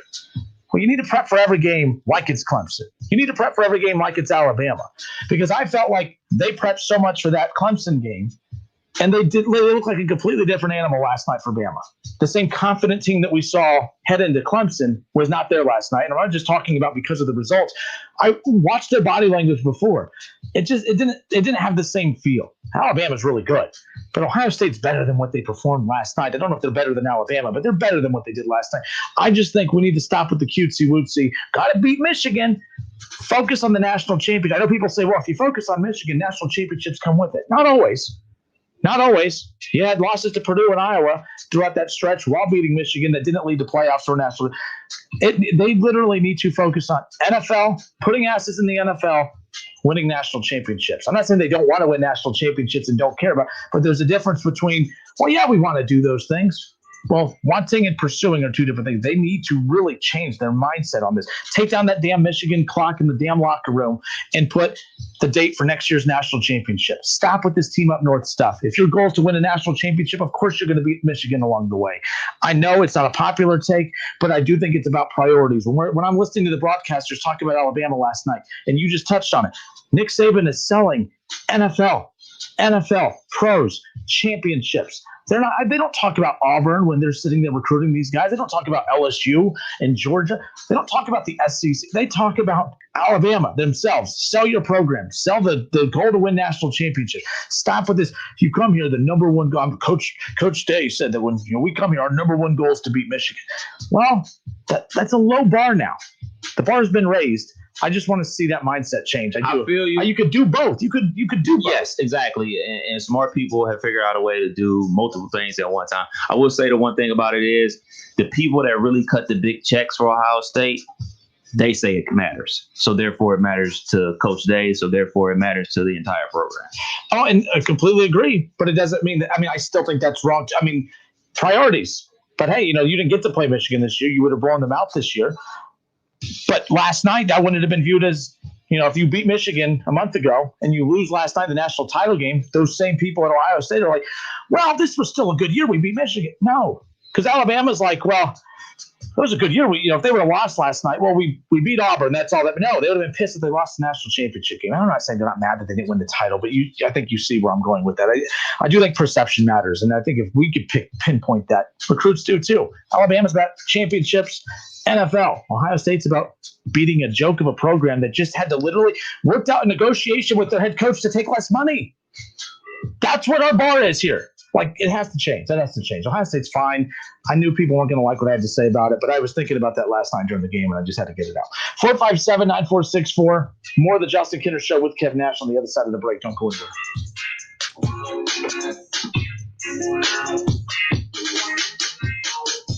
It's the Justin Kinner Show with Kev Nash. Justin, you're awesome, baby. Right here on 1410 ESPN Radio. WING 1410 Dayton. Dayton's ESPN Radio. Fever is a leading symptom of the coronavirus, so take your temperature twice a day with the Exergen Temporal Scanner. It's quick and easy to use, and its accuracy is backed by more than 80 clinical studies. Have your family start and end their day with the only home thermometer used and recommended by hospitals, doctors, and nurses. Your family can take their temperatures in seconds to know where they stand in the fight against COVID-19. Protect your family from the spread of this deadly disease and stay safe with Exergen. Don't put it off any longer. You know it's time. Time for a bathroom upgrade by Bath Creations. Bath Creations, serving the greater Dayton and Cincinnati area, is a leader in bathroom renovations, providing the best value in bath and shower remodeling, and proudly made in the USA. With Bath Creations, you get a beautiful modern bathroom that is safe, comfortable, and affordable. Attention first responders, veterans, and active military. Save $500 off your purchase. Visit on Poe Avenue in Dayton or online at mybathcreations.com and upgrade today. Merrill Guided Investing. Visit merrilledge.com/investing goals. Merrill Lynch, Pierce, Fenner, and Smith Incorporated, both a registered broker-dealer and investment advisor. Member SIPC. Don't miss the Justin Kinner Show with Kev Nash, weekdays at 3 p.m. on Dayton's ESPN Radio, 1410 Wing AM. So you want to talk about outliers? Those guys are out. You're lucky that this thing's separating us. That's all I got to say. For facts, though. I got your facts right here. I got your facts right here. Listen, stream, and now watch. Search the Justin Kinner Show on Facebook to follow along. On Twitter, make sure to give us a follow. Search 1410 Kinner for Justin Kinner on Twitter. That's 1410 KINNER and ESPN Dayton for the station Twitter handle. It's the Justin Kinner Show, live here on ESPN Dayton, 1410 Wing AM. Tweet the show at 1410 Kinner or give us a call at 457-9464. We now send you to the Wing Studios in Kettering. Here's your host, Justin Kinner. All right, just a quick little breather. We are back at it here. Justin Kinner, Kevin Nash with you here on Dayton's ESPN radio station, 1410 Wing AM. 457-9464. That's the number to call in and join in on the conversation. I'll switch gears here and talk a little NFL. If you're getting off work, you've been listening, you want to call in and discuss Ohio State, I'm all for it. 457-9464. We're going to move on real quick to the NFL, to the Cleveland Browns, the playoffs. And again, yesterday we touched on it a bit. The Browns getting that win. I think the one thing that's interesting is the reason I'm looking at that 10-point line, and I don't care if I get called a homer. I think that's disrespectful. I don't care how good Kansas City is. I went back and looked at any point throughout the year. There's not one opponent, good or bad, that they were double-digit favorites over. That's ridiculous. The look in your eyes right now. Because it ticked me off. They need to put you at middle linebacker. I'll look like the Buckeyes linebackers from last night. But the point is that the Kansas City Chiefs are a 10-point favorite over the Cleveland Browns. The Kansas City Chiefs this year, Kev, played the Broncos, played the Jets. I lied. The Jets were the only team that they were double-digit favorites over. Everyone else, they were single-digit favorites. That's it. How in the world are they 10-point favorites over the Cleveland Browns? And, I thought about it too, and I'm like, I predicted all year the Browns are going to win 12 games, and you looked at me. I'll never forget that day when I said that. Your eyes got big. And I remember thinking that day, and I remember even last year doing the whole, the Browns are great, and no one would buy it. I think that, you want to talk about stigmas. You want to talk about perception. You want to talk about auras that certain, franchises carry. I still think that no matter how much success the Browns have had as of late, that the franchise is still a joke. You don't have one 12-win season and all of a sudden the Browns are one of the top organizations in football. I'm not convinced that the Browns have changed their ways. It's because the one thing that the Browns have not done in quite a long time is to be able to get to this point to where we could see how they handle winning. How do they handle this heading into the offseason? Are the Haslams going to get cheap? Are they going to start sending players off? Or are they going to say, man, look at this offense. If we just had one or two good defensive pieces, we're set. I don't know what the mindset of the organization is going to be. So I still think they're a trash organization. I bring that up because I want to remain consistent. I remember getting mad at Bengals fans who continued to try to tell me that, we made the playoffs for 5 straight years. That's fine. That doesn't change that your organization is a joke. Just like this doesn't make the Browns any less of a joke. A lot has to happen a little bit more consistently moving forward for me to change my opinion on that. But my point is that when you think of the Cleveland Browns, you don't think 12 wins. You don't think playoff team. You don't think Browns just beat the Pittsburgh Steelers in the playoffs. When you think of the Browns, you think of the embarrassing organization, Kev. You think of the losing. You think of the 0-16. You think of the 1 win in 2 years.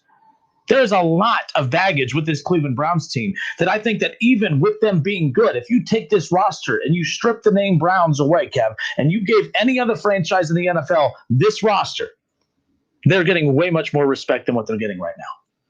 That's fair. The Cleveland Browns organization has an aura to them that it's baggage. It's not a good thing for this organization. That's how bad they have been, that even when they turn it around, there's people, think about, for those of you out there, if you're like, when you constantly make mistakes in your family and then you finally get that good job and you're excited to tell your family about it.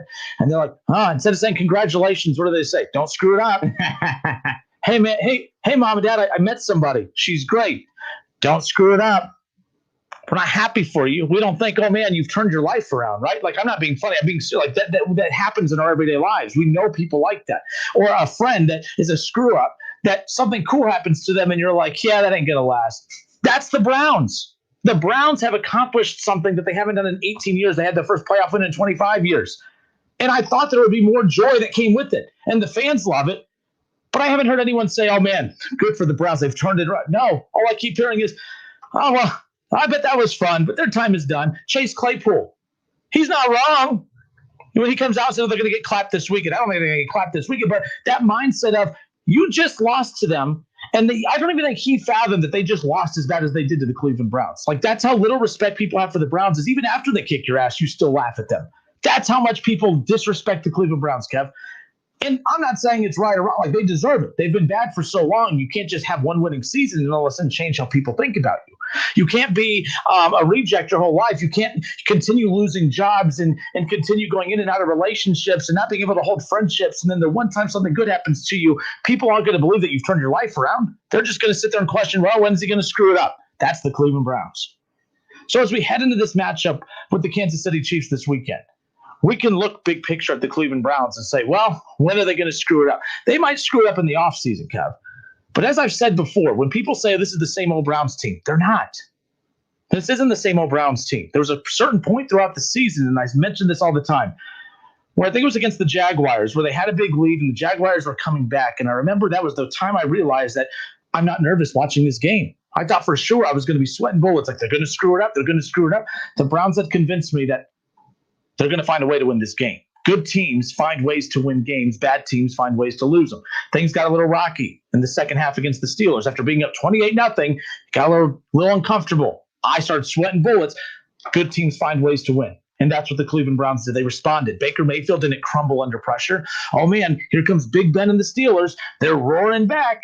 Baker didn't throw an interception. Baker didn't play out of character. Baker played within himself and within the offense, and look what happened. They stayed patient. They had a couple bumpy possessions. Nick Chubb runs one up the sideline, touchdown. Browns put it away. Good teams find ways to win. And I think the Browns, who are going up against a really, really, really good team, the Kansas City Chiefs, they're not playing the best football right now. This is why people thought I was crazy when I projected that the Browns were going to beat the Steelers, because everyone's looking at the 12-win Steelers, and I'm looking at the Steelers over the last month. Who are you now? Who are you heading into the playoffs? Who are you in the playoffs? And the Kansas City Chiefs are a team that only lost one game this year. The Kansas City Chiefs are also a team that has won 6 straight games by one possession, who has literally every possession that they have won by, they could have easily have lost that game as well. But like I said about the Browns, good teams find ways to win. But it's taking a full 4 quarters for the Chiefs to hold off bad teams.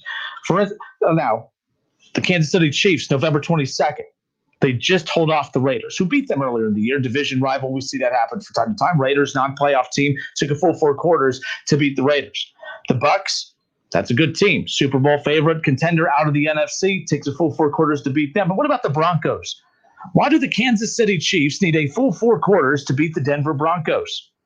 What about the Dolphins? Pretty good team, 10-win team. Tua Tagovailoa started that game, played all 4 quarters. Why do you need 4 full quarters to beat a rookie quarterback when you are the Kansas City Chiefs, who is supposed to be this offense that no one can touch? Why do you need full 4 quarters to beat the Dolphins? All right, let's move on to the Falcons, another non-playoff team. Why do you need a full 4 quarters to beat a Falcons team when you were supposed to be one of the best teams of all time in the Kansas City Chiefs? And again, I'm not disrespecting them. I know that they're good, but they have flaws. This team isn't perfect. The other thing I started looking at, Kev, is the defense. The Kansas City Chiefs defense is not good. And the reason I know that is because every time I go to find the Cleveland Browns stats defensively, guess who's right next to them? The Kansas City Chiefs.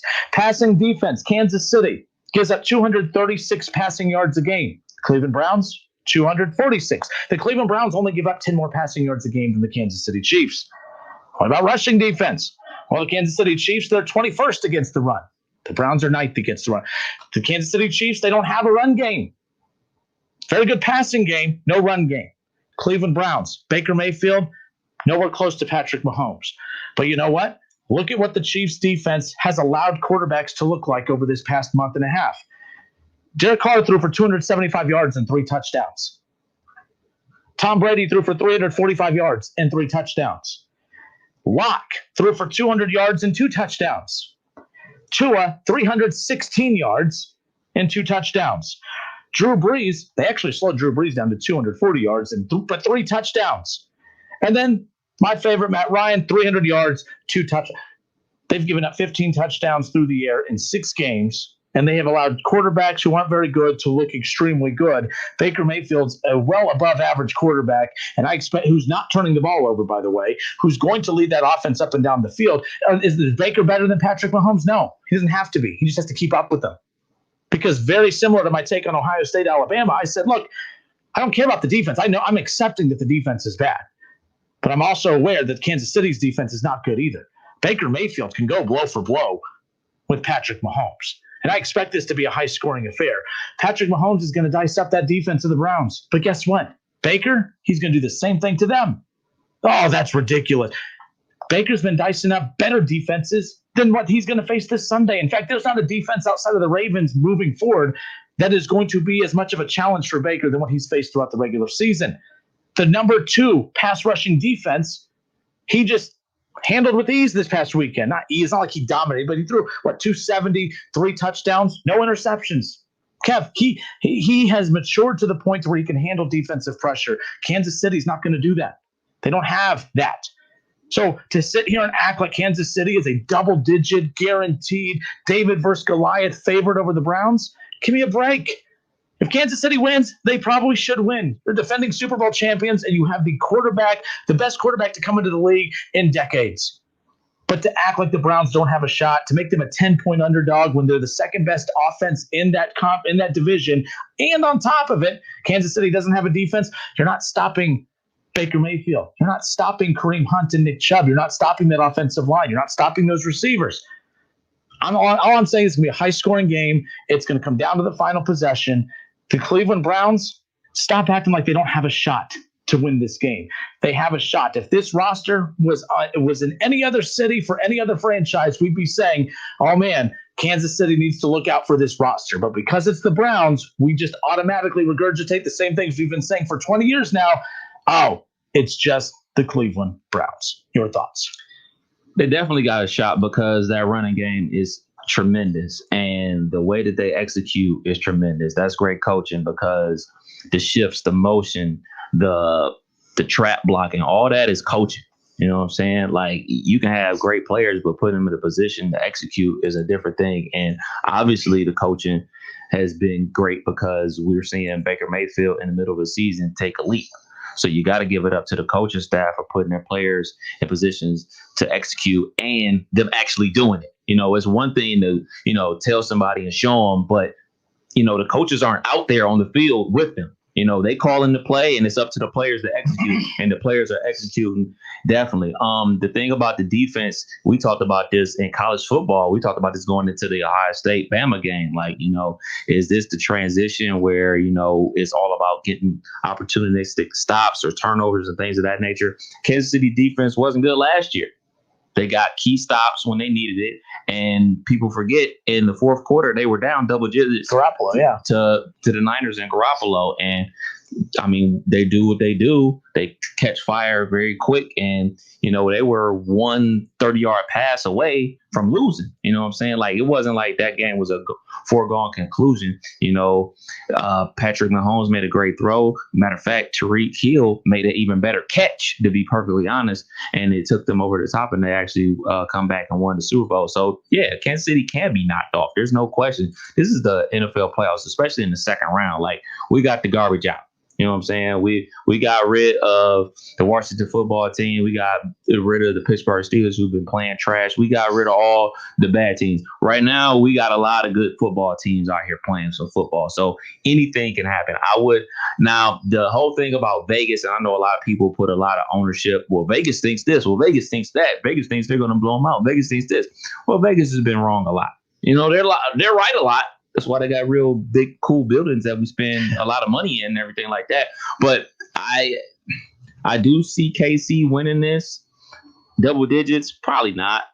But, I mean, you got to also think, man, a lot of these favorites, they get money going. You know what I'm saying? They're getting Cleveland Browns fans like yourself putting down big money to say, no, we're better than that. We're better than that. You're looking at the same stats that you're looking at, dropping big money. It'll be 7.5 by Sunday.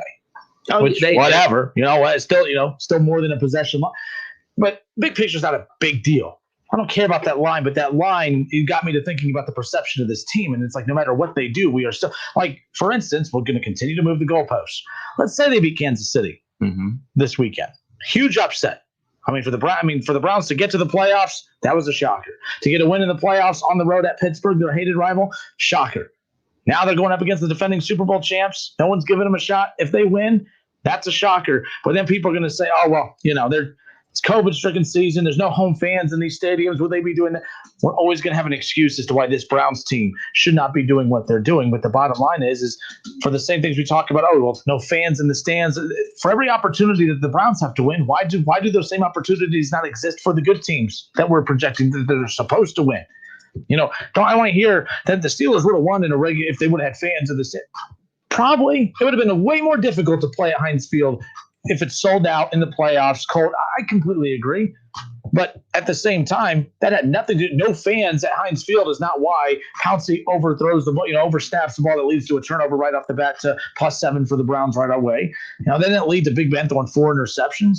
So that's why those things drive me up the wall when we have an answer for everything. Yes, I'm being a Homer Browns fan here.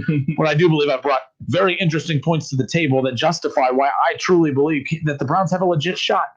And Kev, we're going to Cleveland for the draft. And Jason Fitz from Spain and Fitz said he's treating us to a steak dinner. Hey, if the Browns beat the Chiefs this coming up weekend. So I can't wait for that. But the playoffs, man, this is fun. Yes, I'm rooting for the Browns. Now, you have to be right. I said, I'm going to yank you out of that equation if you ain't rooting for the Browns just because you're like an SEC fan. You're rooting for the division. But yeah, the Chiefs, they can't be relaxed. Definitely one of the worst sports weeks of my life. The Chiefs, this isn't good. They're a horrible run team. They can't stop the pass.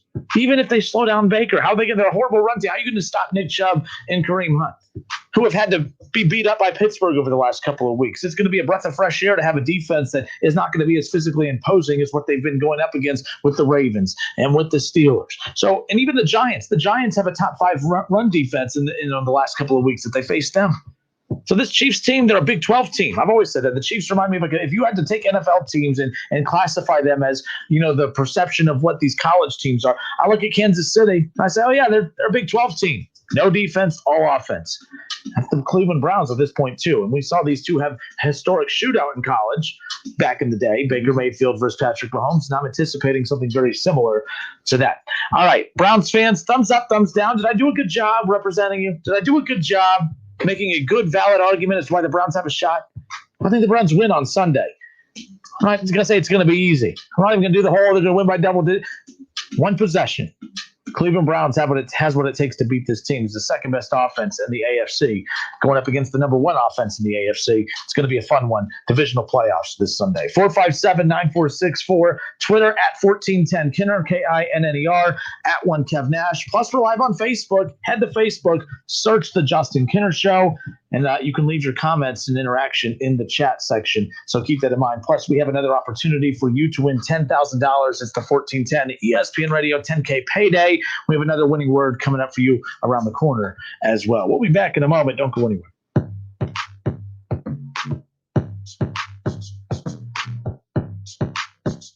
Listen, stream, watch. It's the Justin Kinner Show with Kev Nash, right here on Dayton's ESPN Radio, 1410 Wing AM. ESPN 1410 Wing AM weather. This afternoon will be mainly clear, a high near 35. Tonight's going to be partly cloudy, a low around 28. And tomorrow will be partly cloudy, a high near 45.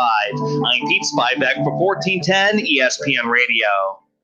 Have you wanted to speak a new language, but thought it would be too difficult? Then try Babbel. Babbel starts by teaching you words and phrases that gradually get more complex. Soon, you're practicing short conversations. So in 15 minutes a day, you'll be speaking a new language in a few weeks. Babbel is built around real life. It teaches you practical conversations that you will actually use. Babbel. Language for life. Start the new year with a new language. Get up to 60% off now at Babbel.com. That's BABBEL.com. I have two dogs, Sam and Bailey. Both are golden retrievers. Poor Sam, he was a mess. Always itching. His paws were soaking wet all day from just constant licking. He had bald spots on his back. I just don't like putting shots and steroids into your dog all the time. DINOVITE.com. Dynovite is nutrition. Probably 2 weeks after he started Dynovite, I started seeing great improvements. And today, 99% of his issues are non-existent. It's amazing stuff. Since Bailey has been 12 weeks old, he's been a Dynovite dog, and he has zero issues today. He won't eat his food without Dynovite. When I get out the Dynovite, my dogs actually salivate, like I'm getting them a treat. They drool over it. Dynovite is the best thing you can do for your dog.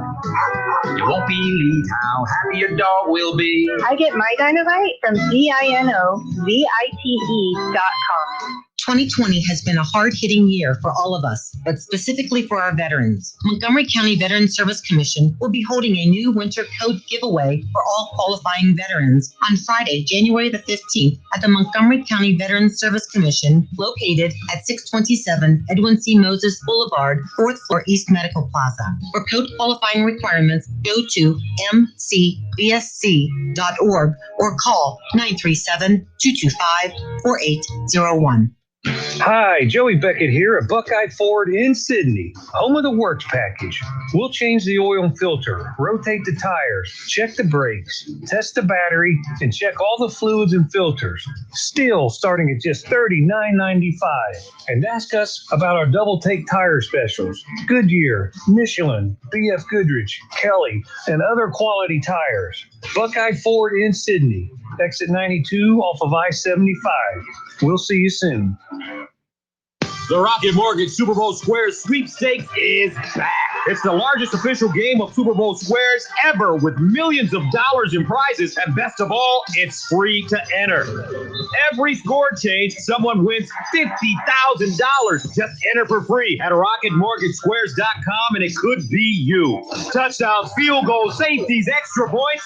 Every single score change will draw one lucky winner from the square to win $50,000. Plus, two grand prize winners will win $500,000 they could use toward their dream home. One way to enter, two ways to win. See rules and enter for free at RocketMortgageSquares.com. Then tune into the Super Bowl on February 7th to see if you bring home some dough. Rocket Mortgage, official mortgage sponsor of Super Bowl 55. No purchase necessary. Legal residence of the 50 U.S. and D.C. of age of majority. Ends 2/4/2021, 11:59 p.m. Eastern. Equal housing lender licensed in all 50 states and MLS number 3030. The NFL entities as defined in the official rules do not offer to sponsor this promotion in any way. Looking for an easier way to find your next call center or accounting job? It's time to get to know Express Employment Professionals. Find a location near you at expresspros.com. There are many ways to catch the Justin Kinner Show with Kev Nash on 1410 ESPN Radio, weekdays from 3 to 6 p.m. You can catch it live right here on 1410 Wing AM, or you can stream the show at wingam.com. But now we have another way that you can take in the show. You can now watch the Justin Kinner Show with Kev Nash live on ESPN Dayton's Facebook page. Listen, stream, watch. It's the Justin Kinner Show with Kev Nash, weekdays from 3 to 6 p.m. on 1410 ESPN Radio. I'm probably okay to have one more drink before I drive home. I'm probably okay. I opened the window to stay alert. Probably okay. I just popped some gum in my mouth. Step out of the car, please. I probably made a mistake. Probably okay isn't okay when it comes to drinking and driving. If you see a warning sign, stop and call a cab, a car, or a friend. Buzzed driving is drunk driving. A message brought to you by NHTSA and the Ad Council. Whether you're at home, at work, or in your car, tune in to ESPN 1410 Wing AM or stream us live at wingam.com.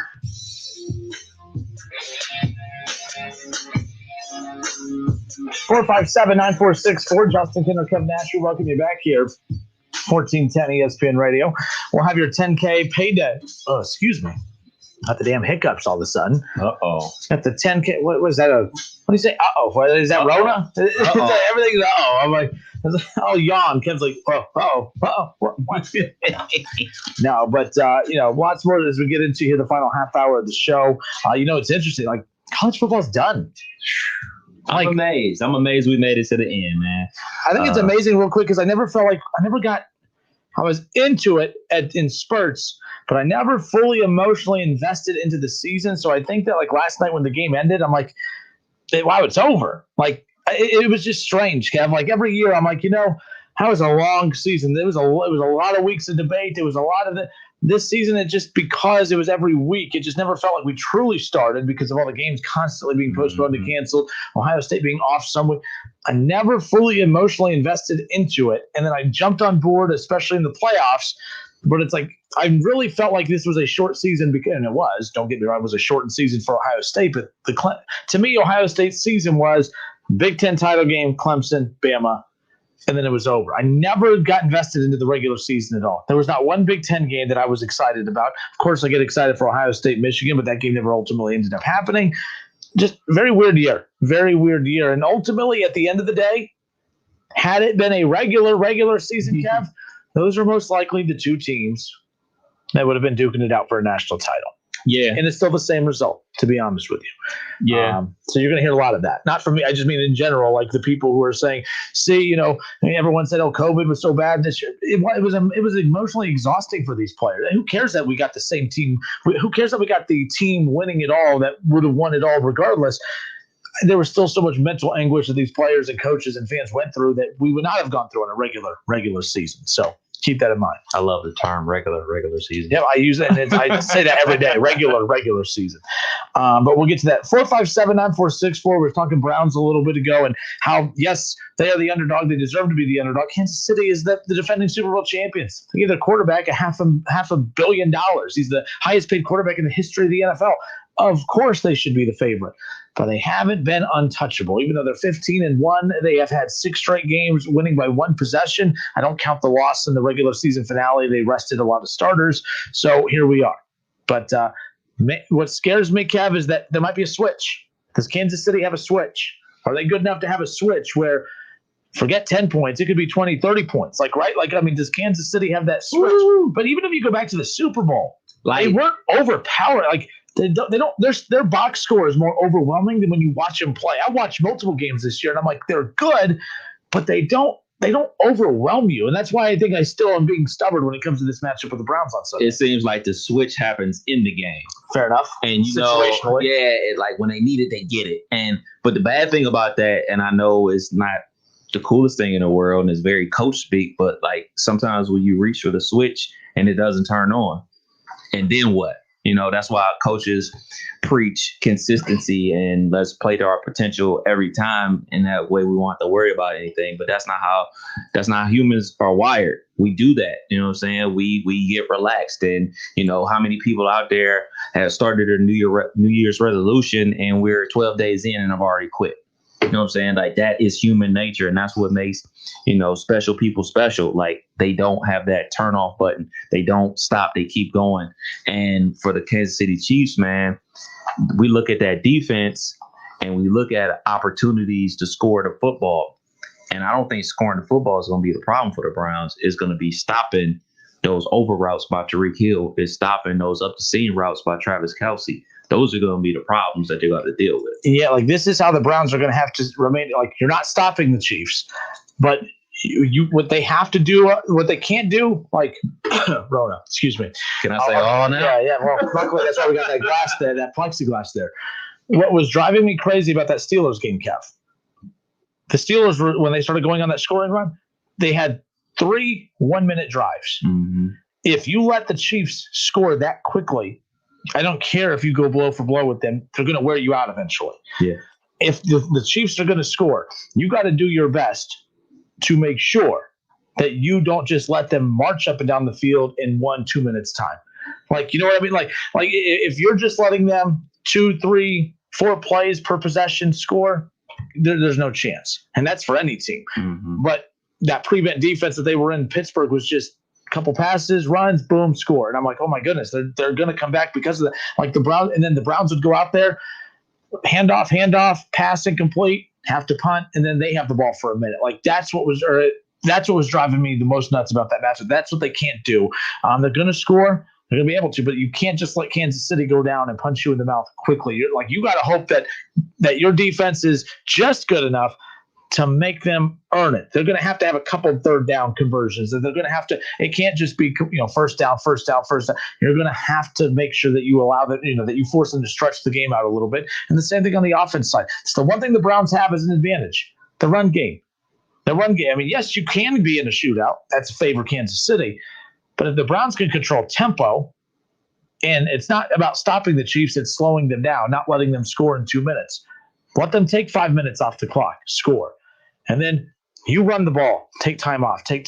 Baker, pass, run, handoff, run, pass, touchdown. Then you take 5 minutes off. Then the Browns have a chance to win. But it can't be a 55-50. Remember that? Who was the game? The Rams and the Chiefs years ago? That type of game? No. They'll be in trouble. What do you think about this? Willie Hayden on Facebook says, the Browns were more lucky than good against the Steelers. Your thoughts? No, that luck didn't have anything to do with it. The Browns went out there and won the game. They were gifted a touchdown, for sure. I will say that.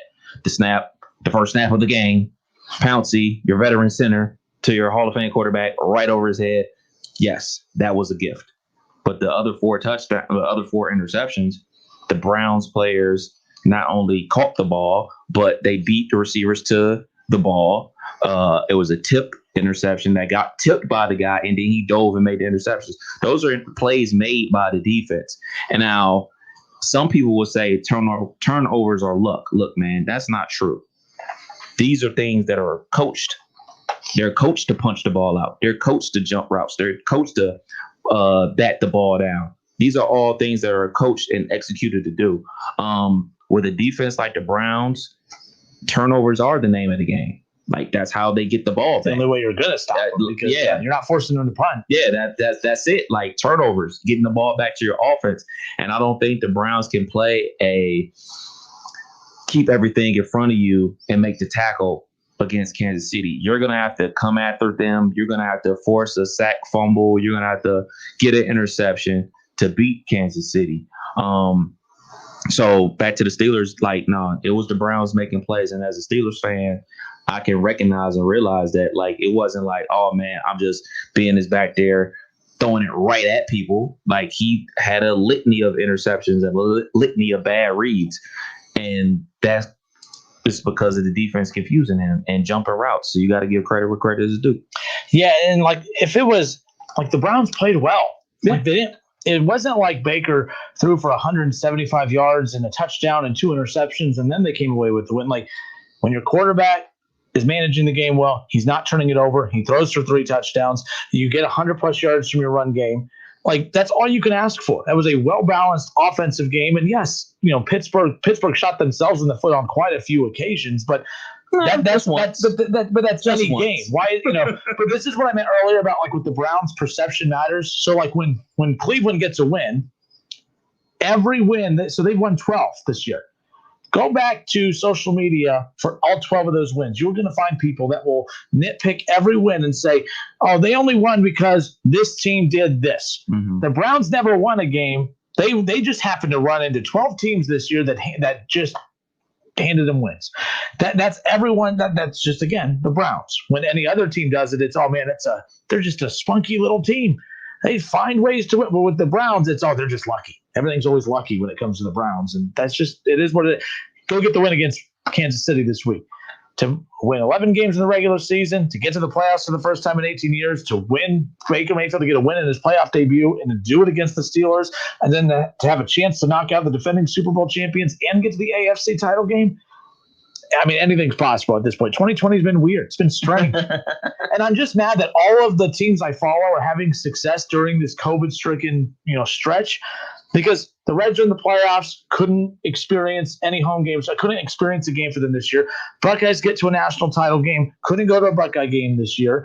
The Browns are in the playoffs, couldn't go to a Browns game this year. And I know that fans were allowed at games, but again, I'm not paying $1,000 a damn ticket. That's ridiculous. If you got Buffalo Bills tickets, you made a mint. I mean, we talked about that too. Like, that was nuts.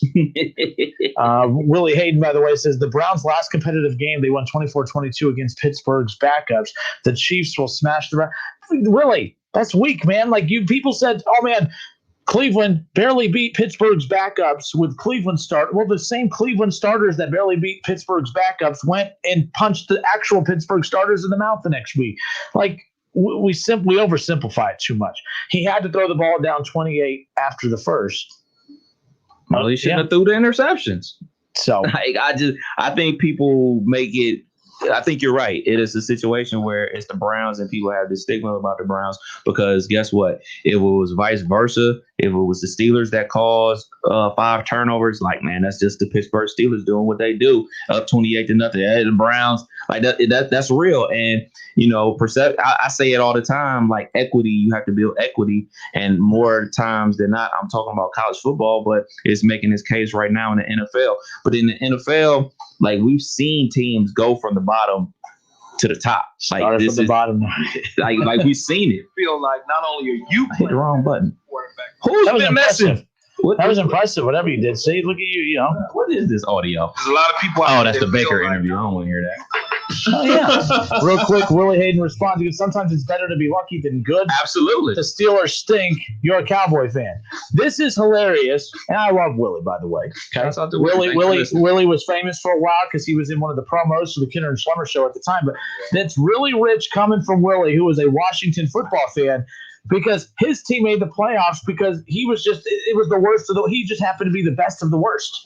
It was a division full of bad teams, and you just happened to be the best bad team of them all. You want to talk about luck, Willie? You're a Washington football fan. Your team had no business being in the playoffs.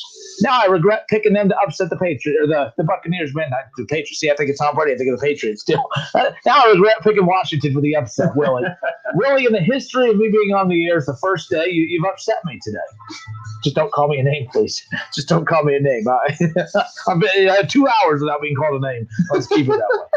All right, 457-9464. Justin Kinner, Kev Nash with you here. On the other side of the break, I'll have the 10K payday keyword for you to win $10,000 or have a shot to win $10,000. When I come back, we'll have that winning word for you. You will take that winning word to wingam.com and enter it for your chance to win $10,000. It's the 1410 ESPN Radio 10K payday keyword opportunity coming up for you on the other side of the break. We'll be back in a moment.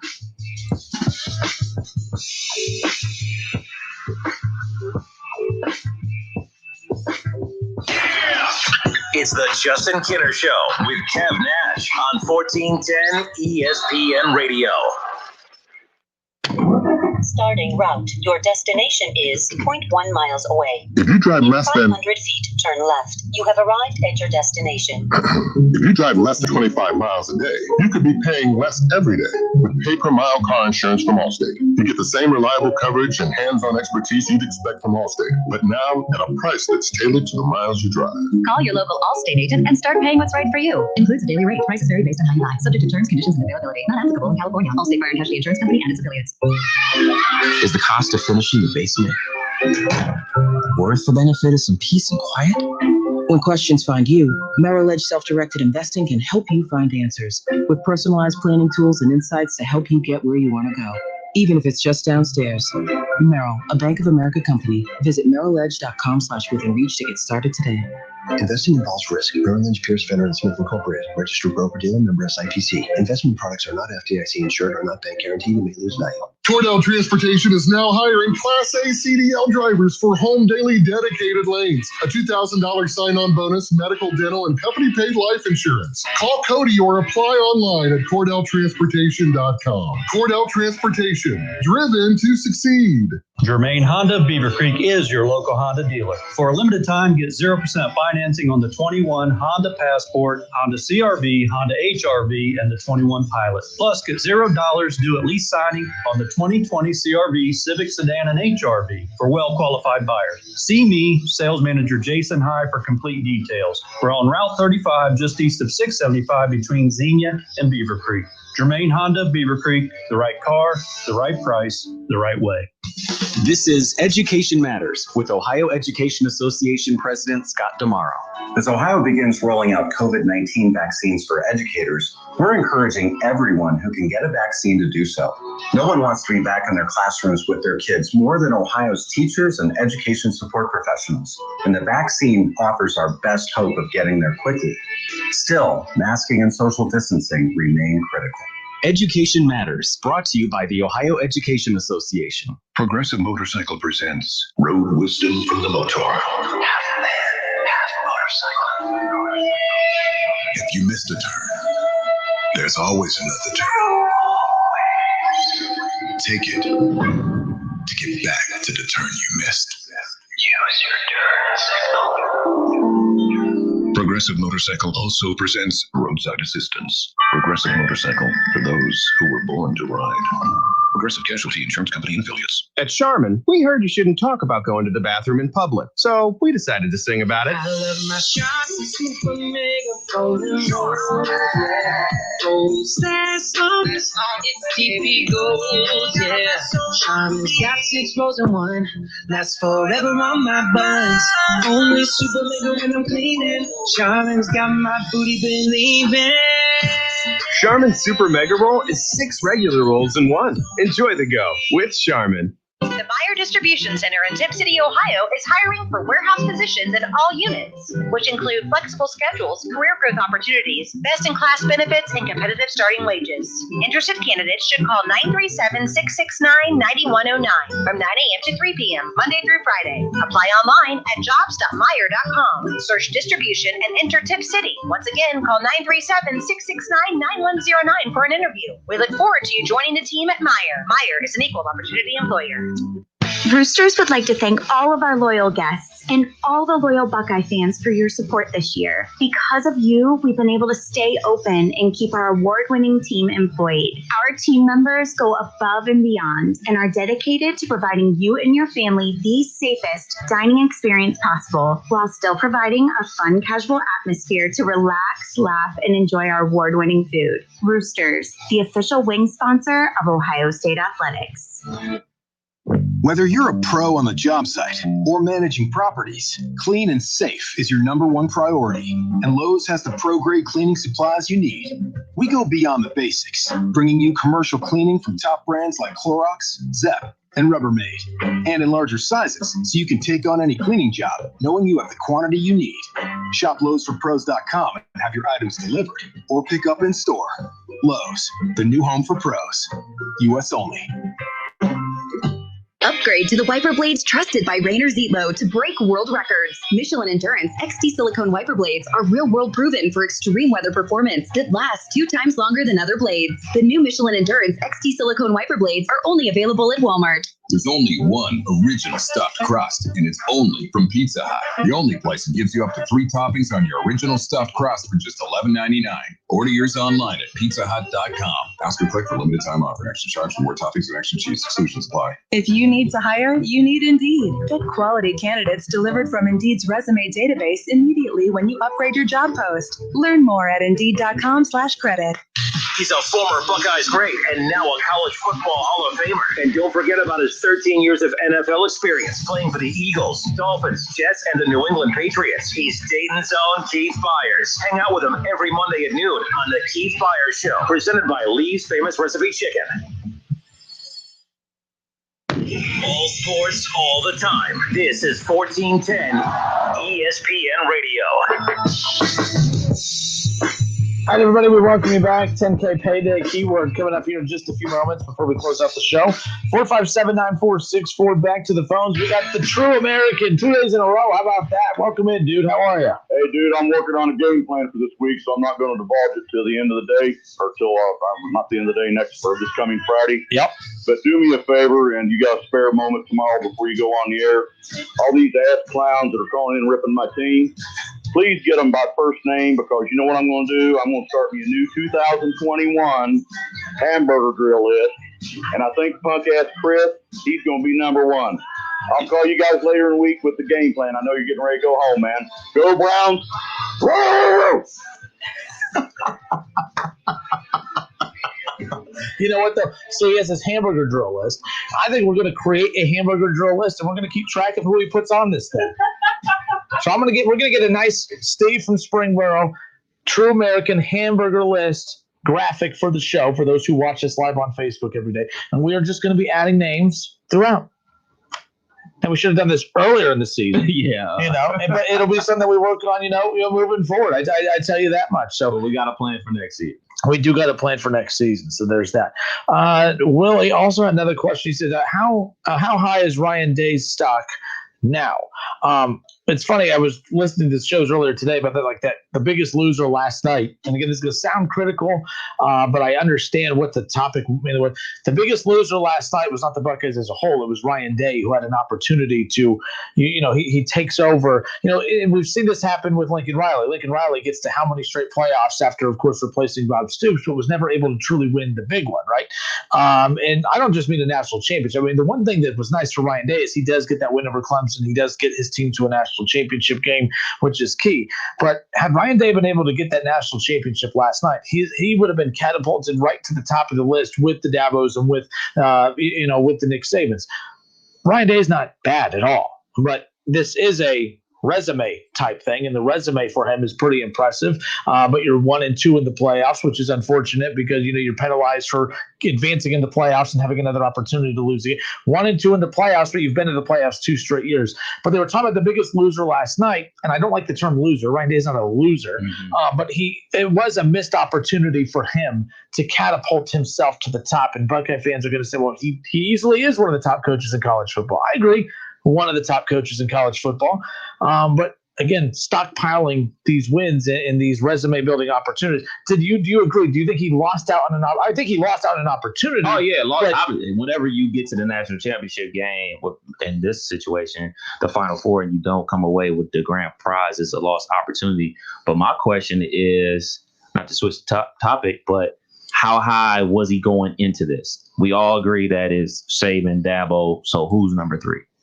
I mean, right now, when you look at, going into it. Oh, going into the season? Yeah, going into the season. I think Kirby, with the success he's having between playoffs / recruiting, doing it a little bit longer. I mean, this was only year 2 for Ryan Day. I mean, look, I don't think the list is that long of guys ahead of him. And I think that every season that goes on that teams don't have success, you get moved back. I mean, but does a national championship automatically catapult you over others? Where's Ed Orgeron on that list? I mean, I can't put Ryan Day ahead of him if Ed Orgeron has a national championship, especially recently, right? So my argument is he was never going to crack into the top 2. So the highest he could possibly be was 3.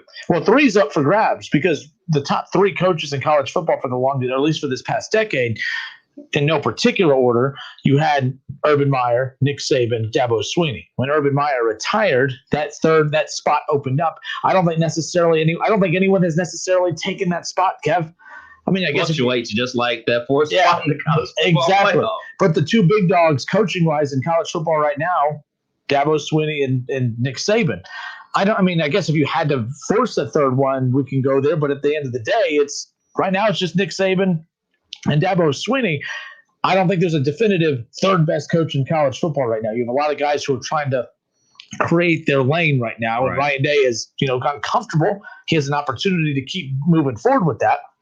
But let's be clear, even Ed Orgeron winning a national championship doesn't put him there. You have Mac Brown, who won the championship decades ago with Texas. I can't, he's in the conversation, but I can't put him there. How about Luke Fickell's doing great things in Cincinnati? But of course, unless he gets to the playoff, we won't put him there. But he's doing great things. So That's going to be an interesting thing to keep an eye on moving forward as far as legacies and who's that third best coach in college football. Because when Urban was here, it was Nick Saban, Urban Meyer, Dabo Swinney. See, that's the crazy thing about college football versus the pros. In the pros, we have a clear line of demarcation. It's, all right, who has the most wins, who has the most Super Bowls? And that's the only thing that matters. But in college football, we have that extra element of, well, where are you winning games at?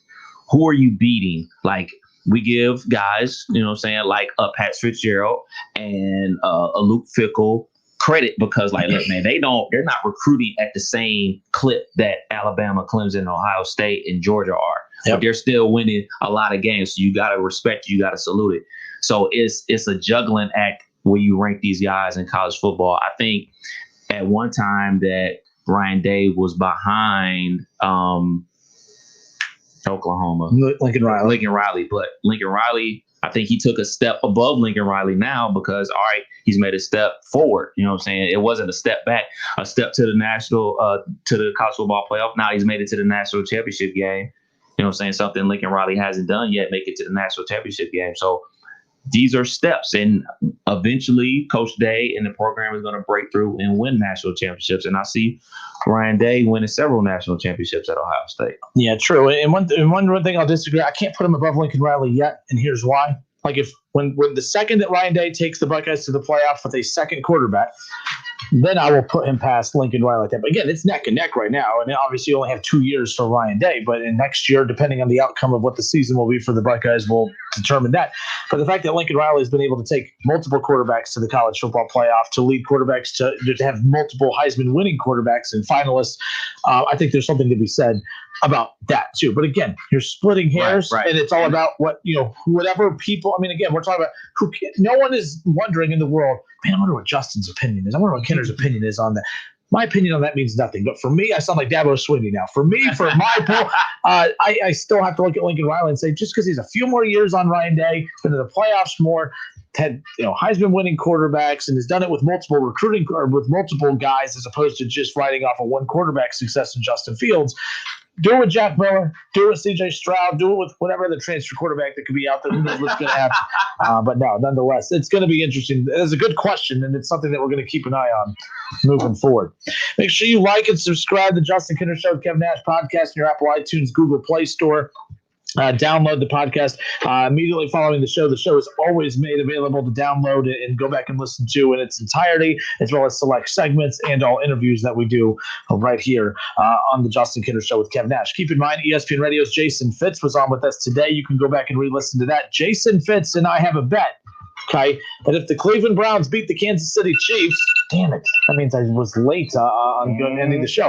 Jason Fitz and I have a bet that if the Cleveland Browns beat the Chiefs coming up on Sunday, he's going to give the Justin Kinner Show with Kevin Nash a huge shout-out on national radio on the Spain and Fitz Show, and he's going to treat Kev and I to a steak dinner in Cleveland at the NFL Draft coming up. The NFL Draft is supposed to be in Cleveland. So when they're here in Cleveland in a few months for the draft, he's going to treat Kev and I to a steak dinner. So see, I even allowed Kev to jump on board, a Steelers fan Kev to take advantage. I'm on the bandwagon. So if the Browns beat the Chiefs on Sunday, Jason Fitz is going to treat us to a steak dinner. So there's that. I'm always motivated by food. All right, it's the 1410 ESPN Radio 10K payday keyword. Head to wingam.com and enter the winning word number. Head to wingam.com, enter the winning word number at wingam.com for your shot to win $10,000. Again, once an hour, weekdays starting at 7 a.m. It's the winning word. You'll be listening for that. You'll take it to wingam.com and enter it there. It's the 1410 ESPN Radio 10K payday.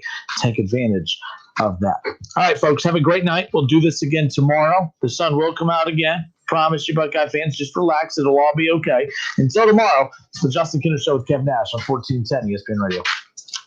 Go.